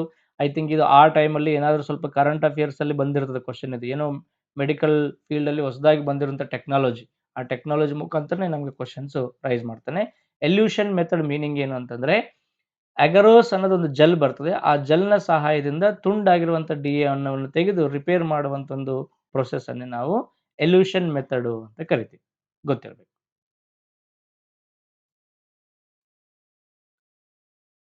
ಕುಟುಕು ಕರಬಳ್ಳಿಗಳನ್ನು ಹೊಂದಿರುವ, ಏನ್ ಸರ್ ಕುಟುಕು ಕರಬಳ್ಳಿ ಅಂದ್ರೆ, ಇದೊಂದು ಬಾಡಿ, ಇದೊಂದು ಯಾವುದೋ ಜೀವಿ. ಈ ಜೀವಿ ಮೇಲೆ ಈ ರೀತಿ ಕೂದಲ ಆಕಾರದಲ್ಲಿ ಈ ರೀತಿ ಸ್ವಲ್ಪ ಸ್ಟ್ರಕ್ಚರ್ ಹೊಂದಿರುವಂತ ನಾವು ಕುಟುಕು ಕರಬಳ್ಳಿಗಳು ಅಂತ ಕರಿತೀವಿ. ಸಮುದ್ರ ಅನಿಮೋಸ್, ಈ ಜೀವಿನೇ ಸಮುದ್ರ ಅನಿಮೋಸ್. ನೋಡಿ ನಾನು ಹಿಂಗ ಹಾಕತ್ತೀನಿ, ಇದೊಂದು ಸಮುದ್ರ ಅನಿಮೋಸ್ ಅಂತ ಒಂದು ಜೀವಿ. ಇದು ತನ್ನ ದೇಹದ ಮೇಲೆ ಈ ರೀತಿ ಕರಬಳ್ಳಿಗಳನ್ನು ಹೊಂದಿದೆ, ಈ ರೀತಿ ಒಂದು ಆಕಾರಗಳನ್ನು ಹೊಂದಿದೆ. ಮತ್ತು ಕರಬಳ್ಳಿ ನಡುವೆ ಜೀವಿಸುವ ಕ್ಲೌನ್ ಮೀನು, ಈ ಕರಬಳ್ಳಿ ಒಳಗಡೆ ಒಂದು ಮೀನು, ಒಂದು ಫಿಶ್ ಜೀವನೆ ಮಾಡ್ತದಂತ. ಇದು ಯಾವುದಕ್ಕೆ ಉದಾಹರಣೆ ಆಗಿದೆ ಅಂತ ಕೊಡ್ತೀನಿ. ಏನು ಸರ್ ಇದು ಹಿಂಗದ ಕ್ವಶನು? ನೋಡಿ, ಇಲ್ಲಿ 3 ಜೀವಿಗಳದಾವ. ಒಂದು ಫಸ್ಟು ಸಮುದ್ರ ಅನಿಮೋಸ್, ಇಲ್ಲಿ ವೈಟ್ ಕಾಣುತ್ತಲ್ಲ, ಇದು ಸಮುದ್ರ ಅನಿಮೋಸ್. ಬೆಳ್ಳು ಕಾಣುತ್ತಲ್ಲ, ಇದು ಸಮುದ್ರ ಅನಿಮೋಸ್. ಇದ್ರ ಮೇಲೆ ಕೂದಲಾಕಾರದಲ್ಲಿ ಬಟ್ಟಿ ದಾರ ಕಾಣುತ್ತವಲ್ಲ, ಇವುಗಳನ್ನ ನಾವು ಕರಬಳ್ಳಿಗಳು ಅಂತ ಕರಿತೀವಿ, ಕರಬಳ್ಳಿಗಳು. ಇದ್ರ ನಡುವೆ ಇಲ್ಲಿ ಒಂದು ಫಿಶ್ ಕಾಣುತ್ತಲ್ಲ, ಈ ಫಿಶ್ ಜೀವನ ಮಾಡಕತ್ತದಂತ. ಅಂದ್ರ ಅರ್ಥ ಇಲ್ಲಿ 3 ಒಟ್ಟಾಗಿ ಬದುಕಕತ್ತವ. ಯಾವ್ಯಾವು? ಅನಿಮೋಸ್, ಏನು ಸಮುದ್ರ ಅನಿಮೋಸ್, ಸಿ ಅನಿಮೋಸ್ ಅಂತ ನೋಡ್ತೀವಿ, ಕರಬಳ್ಳಿಗಳು ಅಂತ ನೋಡ್ತೀವಿ, ಮತ್ತೆ ಯಾವುದು ಒಂದು ಕ್ಲೌನ್ ಅಂತ ಒಂದು ಮೀನು. ಈ 3 ಬೇರೆ ಬೇರೆ ಜೀವಿ ಸಾಮ್ರಾಜ್ಯಕ್ಕೆ ಸೇರಿದ್ರು ಸಹಿತ ಒಟ್ಟಾಗಿಯಾಗಿ ಜೀವಿಸ್ತವೆ, ದೋಸ್ತರಿದ್ದಂಗೆ ಇರ್ತಾವು. ಸೊ ಒಟ್ಟಾರೆಯಾಗಿ ಜೀವಿಸುವಂತ ಒಂದು ವಿಧಾನವನ್ನು ನಾವೇನಂತ ಕರಿತೀವಿ ಅಂತ ಕೇಳ್ತಾನೆ. ಇದನ್ನೇ ನಾವು ಸಹಜೀವನ, ಏನು ಸಹಜೀವನ, ಸಿಂಬಯೋಸಿಸ್ ಅಂತ ಕರಿತೀವಿ. ಈಗಾಗಲೇ ನಾವು ಸಿಂಬಯೋಸಿಸ್ ಮೇಲೆ, ಲೈಕನ್ಸ್ ಮೇಲೆ ಕ್ವಶನ್ ಬಂದಿತ್ತು ನಮಗೆ. ಲೈಕನ್ಸ್ ನೋಡಿದ್ರೆ ನೀವು ಲೈಕನ್ಸ್ ಕಲ್ಲು ಹೂಗಳು ಅಂತ ನೋಡಿದಿವಿ. ಈ ಕಲ್ಲು ಹೂಗಳಲ್ಲಿ ಶಿಲೀಂಧ್ರ ಮತ್ತು ಆಲ್ಗೆ, ಏನು ಫಂಗೈ ಮತ್ತು ಆಲ್ಗೆಗಳು ಎರಡೂ ಸೇರಿ ಒಟ್ಟಿಗೆ ಜೀವನ ಮಾಡುವುದನ್ನು ನಾವು ಕಲ್ಲು ಹೂಗಳು, ಲೈಕೆನ್ಸ್ ಅಂತ ನೋಡಿದಿವಿ. ಇಲ್ಲಿ ಕುಟುಕು ಕರಬಳ್ಳಿಗಳು, ಸಮುದ್ರ ಅನಿಮೋಸ್ ಮತ್ತೆ ಯಾವುದು ಕ್ಲೌನ್ ಫಿಶ್, ಈ ಮೂರು ಜೀವಿ ಸಾಮ್ರಾಜ್ಯಗಳು ಬೇರೆ ಬೇರೆ ಆಗಿದ್ರು ಸಹಿತ ಒಟ್ಟಿಗೆ ಸಹಜೀವನೆ ಮಾಡುವುದರಿಂದ ಅದನ್ನು ನಾವು ಸಹಜೀವನ, ಸಿಂಬಯೋಸಿಸ್ಗೆ ಉದಾಹರಣೆ ಅಂತ ಕರಿತೀವಿ. ಇಲ್ಲಿ ಸ್ಪರ್ಧೆ, ಪರಸ್ಪರನ ಅವಲಂಬನೆ ಮತ್ತು ಪರಾವಲಂಬನೆ ಅಂತ ಕೇಳ್ತಾನೆ. ನೋಡಿ, ಪರಸ್ಪರ ಅವಲಂಬನೆ ಅನ್ನೋದು ದೊಡ್ಡ ಕಾನ್ಸೆಪ್ಟ್, ಇದು ಬಿಗ್ ಕಾನ್ಸೆಪ್ಟು. ಅದ್ರೊಳಗೆ ಇವೆಲ್ಲ ಬರ್ತವೆ. ಪರಸ್ಪರ ಅವಲಂಬನೆಯಲ್ಲಿ ಅದರೊಳಗೆ ನಮ್ಗೆ ಇವೆಲ್ಲ ಬರುವಂತ ಏನೋ ಇಂಡಿಪೆಂಡೆನ್ಸ್ ಅಂತ ನೋಡ್ತೀವಿ, ಸಾರಿ ಡಿಪೆಂಡೆನ್ಸ್ ಅಂತ ನೋಡ್ತೀವಿ. ಈ ಡಿಪೆಂಡೆನ್ಸ್ ಅಲ್ಲೇ ಇವೆಲ್ಲ ನಮ್ಗೆ ಬರ್ತವೆ. ಯಾವುದು ಸ್ಪರ್ಧೆ, ಕಾಂಪಿಟೇಷನ್, ಸಿಂಬಯೋಸಿಸ್, ಪರಾವಲಂಬನೆ, ಏನು ಪ್ಯಾರಾಸೈಟಿಕ್ ಅಂತಿದೆ, ಏನು ಬೇರೆ ಬೇರೆ ಕೆಲವೊಂದು ಕಾನ್ಸೆಪ್ಟ್ಸ್ ಅದಾವೆ ನಮ್ಗೆ ಸಿಂಬಯೋಸಿಸ್ ಅಂತ ನೋಡ್ತೀವಿ. ಇಲ್ಲಿ ಮೀನಿಂಗ್ ಎಷ್ಟು ತಿಳ್ಕೊಬೇಕು, ಬಯಾಲಜಿಯಲ್ಲಿ ಬೇರೆ ಬೇರೆ ಜೀವಿ ಸಾಮ್ರಾಜ್ಯಕ್ಕೆ ಸೇರುವಂತ ಜೀವಿಗಳು ಸಹಿತ ಒಟ್ಟಾಗಿಯಾಗಿ ಬದುಕುವುದನ್ನು ನಾವು ಸಿಂಬಯೋಸಿಸ್ ಅಂತ ಕರಿತೀವಿ. ಬದುಕುವ ಜೊತೆಗೆ ಒಂದು ಮತ್ತೊಂದಿಗೆ ಹೆಲ್ಪ್ ಮಾಡ್ತದೆ. ಇಲ್ಲಿ ಈ ಮೀನುಗಳಿಗೆ ಬೇರೆ ಜೀವಿಗಳಿಂದ ರಕ್ಷಣೆ ಕೊಡೋದು ಯಾವ್ದಂದ್ರೆ ಕರಬಳ್ಳಿಗಳು ಅಂತ ನೋಡ್ತೀವಿ. ಈ ಕರಬಳ್ಳಿಗಳು ಇದಕ್ಕೆ ತನಗೆ ಬೇಕಾಗಿರುವಂತಹ ಸಮುದ್ರ ಮೀನಿನ ಏನು ಅನಿಮಲ್ಸ್ ಐತಲ್ಲ, ತನಗೆ ಬೇಕಂತ ಫುಡ್ ಅನ್ನು ರೆಡಿ ಮಾಡಿಕೊಡ್ತವೆ. ಸೊ ಈ ರೀತಿ ಒಟ್ಟಾರೆಯಾಗಿ ಮೂರು ಒಟ್ಟಿಗೆ ಜೀವನ ಮಾಡೋದನ್ನ ನಾವು ಸಿಂಬಯೋಸಿಸ್ ಅಥವಾ ಸಹಜೀವನ ಅಂತ ಕರಿತೀವಿ. ಇದನ್ನು ನಾವು ಈ ರೈಬೋಸಿಯಂ ಅನ್ನೋ ಒಂದು ಬೇರುಗಳಲ್ಲಿ ಸಹಿತ ನಾವು ಸಿಂಬಯೋಸಿಸ್ ಅನ್ನು ಅಬ್ಸರ್ವ್ ಮಾಡ್ತೀವಿ. ನೋಡ್ರಿ, ಇವೆಲ್ಲ ಒಂದ್ಸಲ ತಿಳ್ಕೊಳ್ಳಿ, ಕಾನ್ಸೆಪ್ಟ್ ನಿಮಗೆ ಗೊತ್ತಾಗ್ತದೆ. ಸೊ ಸರಿಯಾದ ಉತ್ತರ ಸಹಜೀವನ ಅಂತ ನೋಡ್ತೀವಿ. ನೋಡ್ರಿ, ಈ ಕ್ವಶನ್ ಅಂತೂ ಬಹಳ ಟಿಪಿಕಲ್ ಕ್ವಶನ್. ಇದು ಯಾಕೆ ತೆಗೆದನೋ, ಏನ್ ನನ್ಗಾರ ಅರ್ಥ ಆಗಿಲ್ಲ ಕ್ವಶನ್. ಆಸ್ ಎ ಟೀಚರ್ ಆಗಿ ನಾನು ಇದರಿಂದ ಏನ್ ಆನ್ಸರ್ ಮಾಡ್ಬೇಕು ಅನ್ನೋದು ಗೊತ್ತಾಗ್ತಿಲ್ಲ. ಇವು ಗೊತ್ತು, ಪೋರಿಫೆರಾ, ಕುಟುಕು ಕಣವಂತುಗಳು, ಚಪ್ಪಟೆ ಹುಳಗಳು, ದುಂಡು ಒಣಗಳು ಅಂತ ನೋಡ್ತೀವಿ.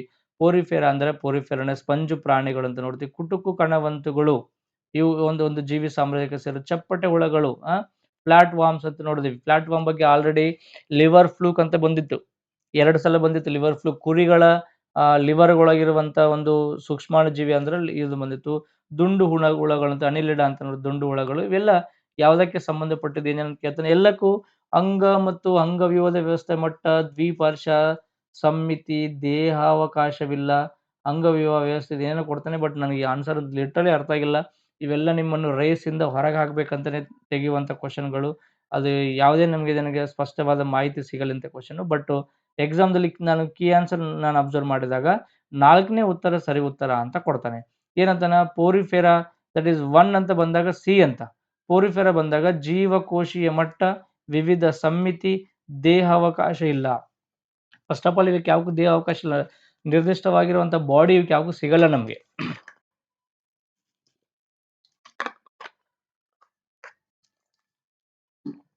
ಎರಡನೇದು ಕೊಡ್ತಾನೆ ಡಿ.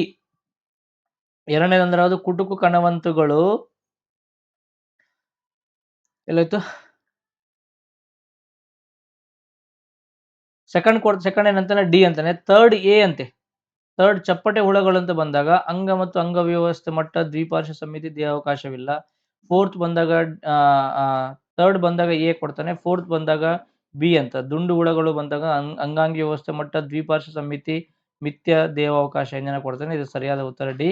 ಅಂತ ಸ್ವಲ್ಪ ಏನು ಹೋಗ್ತಾವ ದೇವರಂಗೆ ಯಾಕೆ ಬರ್ಬೇಕಾಗ್ತದೆ, ಏನ್ ಮಾಡೋಕ್ಕಾಗಲ್ಲ. ಅವು ಪರ್ಟಿಕ್ಯುಲರ್ ಆಗಿರುವಂಥ ಕಾನ್ಸೆಪ್ಟು 100% ತಿಳ್ಕೊಂಡಾಗ ಮಾತ್ರ ಆನ್ಸರ್ ಮಾಡಬೇಕಾಗ್ತದೆ. ಈ ಪದಗಳ ಮೀನಿಂಗ್ ಅನ್ನೇ ಎಲ್ಲ ಇಂಗ್ಲೀಷಲ್ಲಿ ಟ್ರಾನ್ಸ್ಲೇಟ್ ಮಾಡಿ ಕೊಟ್ಟಿರ್ತಾನೆ, ಏನ್ ಮಾಡೋಕ್ಕಾಗಲ್ಲ. ಕೆಲವೊಂದು ಕ್ವಶನ್ಸ್ ಹಿಂಗೆ ಇರವು. ನೋಡಿ, ಇದು ಒಳ್ಳೆ ಕ್ವಶನ್. ಸಸ್ಯ ಸಾಮ್ರಾಜ್ಯದ ಉಭಯವಾಸಿ ಯಾವುದು ಅಂತ ಕೇಳ್ತಾನೆ.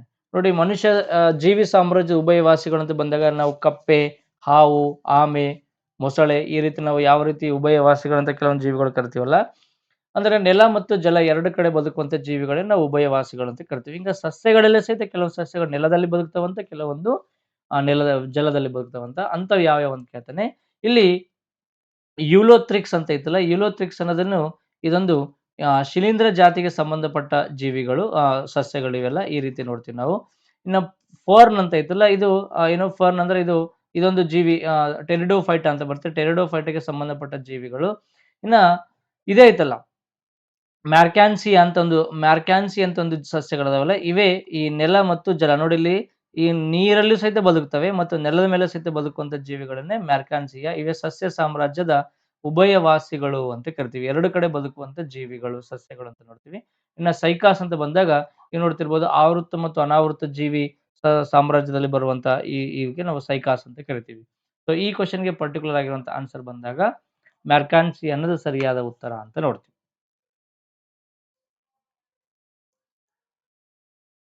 ಮಾನವನ ಹೆಣ್ಣು ಸಂತಾನೋತ್ಪತ್ತಿ ವ್ಯೂಹದಲ್ಲಿ ಅಂಡವು ಯೋನಿಗೆ ಹಾದು ಹೋಗುವಾಗ ಸರಿಯಾದ ಅನುಕ್ರಮಣ ಏನು ಅಂತ ಕೇಳ್ತಾನೆ. ನೋಡಿ, ಒಟ್ಟಾರೆಯಾಗಿ ಈ ಅಂಡಾಣು ಮತ್ತು ವೀರ್ಯಾಣುಗಳ ಸಂಯೋಗದಿಂದ ಹೆಣ್ಣು ಸಂತಾನೋತ್ಪತ್ತಿ ಅಂತ ಒಂದು ಸಂತಾನೋತ್ಪತ್ತಿ ನೋಡ್ತೀವಿ. ಈ ಎಲ್ಲಿಂದ ಎಲ್ಲಿಗೆ ಅಂತ ಕೇಳ್ತಾನೆ. ಅಂಡವು ಯೋನಿಗೆ ಹಾದು ಹೋಗುವಾಗ, ಅಂಡ ಎಲ್ಲಿ ರಿಲೀಸ್ ಆಗ್ತದೋ ಅಲ್ಲಿಂದ ಯೋನಿಗೆ ಬರುವಂತ ಸರಿಯಾದ ಮಾರ್ಗ ಯಾವುದು ಅನ್ನೋ ಕ್ವಶನ್ ಕೇಳ್ತಾನೆ ನಮ್ಗೆ. ಅಂಡ ನಮ್ಗೆ ಎಲ್ಲಿ ರಿಲೀಸ್ ಆಗ್ತದೆ? ಅಂಡಾಶಯದಲ್ಲಿ ರಿಲೀಸ್ ಆಗ್ತದೆ. ಇಲ್ಲಿ ಅಂಡಾಶಯ, ಇದನ್ನ ನಾವು ಅಂಡಾಶಯ ಅಂತ ಕರಿತೀವಿ. ಇದೇನ್ ಇದು ಅಂಡ, ಇದು ಒಂದು ಎಗ್. ಇದು ಈ ಎಗ್ ಎಲ್ಲಿ ಪ್ರೊಡ್ಯೂಸ್ ಆಗ್ತದೆ? ನಮಗೆ ಅಂಡಾಶಯದಲ್ಲಿ ಪ್ರೊಡ್ಯೂಸ್ ಆಗ್ತದೆ. ಫಸ್ಟ್ ಅಂಡಾಶಯ, ಹೌದು, ಇದು ಕರೆಕ್ಟ್ ಆನ್ಸರ್. ಆಮೇಲೆ ಇಲ್ಲಿಂದ ಬಂದು ಎಲ್ಲಿಗೆ ಬರ್ತದೆ ಅಂತಂದ್ರೆ ಅಂಡ ನಾಳಕ್ಕೆ ಬರ್ತದೆ. ನಾಳ, ಇದನ್ನ ನಾವು ಫೆಲೋಪಿಯನ್ ಟ್ಯೂಬ್ ಅಂತ ಕರಿತೀವಿ. ಯಾವುದು? Fallopian tube. ಹೆಣ್ಣು ಮಕ್ಕಳಲ್ಲಿ ಈ ಸಂತಾನಹರಣ ಚಿಕಿತ್ಸೆ ಮಾಡ್ತಾರೆ ನೋಡಿರಲ್ಲ, ಫ್ಯಾಮಿಲಿ ಪ್ಲಾನಿಂಗ್ ಮಾಡ್ತಾರಲ್ಲ, ಅಲ್ಲಿ ಈ ಫೆಲೋಪಿಯನ್ ಟ್ಯೂಬ್ ಅನ್ನೇ ಕಟ್ ಮಾಡ್ತಾರೆ. ಇದನ್ನ ನಾವು ಟ್ಯೂಬೆಕ್ಟೊಮಿ ಅಂತ ಕರಿತೀವಿ. ಏನು? ಟ್ಯೂಬೆಕ್ಟಮಿ. ಸೊ ಈ ಅಂಡ ಎಲ್ಲಿಂದ ಬರ್ತದೆ ನೆಕ್ಸ್ಟ್ ಅಂದ್ರೆ ಫೆಲೋಪಿಯನ್ ಟ್ಯೂಬಿಗೆ ಬರ್ತದೆ. ಈ ಫೆಲೋಪಿಯನ್ ಟ್ಯೂಬಿಗೆ ನಾವು ಅಂಡನಾಳ ಅಂತ ಕರಿತೀವಿ. ಸೊ ಗರ್ಭಕೋಶಕ್ಕೆ ಡೈರೆಕ್ಟ್ ಬರಲ್ಲ. ಅಂಡಾಶಯ ಕರೆಕ್ಟ್. ಸೆಕೆಂಡ್ ನಮಗೆ ಅಂಡನಾಳಕ್ಕೆ ಬರ್ಬೇಕಂದ್ರೆ 2 ಮತ್ತು 4 ಅಲ್ಲಿ ಆಪ್ಷನ್ ಇದೆ ನಮಗೆ. ನೆಕ್ಸ್ಟ್ ಅದು ಎಲ್ಲಿ ಬರ್ತಂದ್ರೆ ಯುಟೆರಸ್. ಈ ಯುಟೆರಸ್ ಅನ್ನು ನಾವು ಗರ್ಭಕೋಶ ಅಂತ ಕರಿತೀವಿ. ಏನು?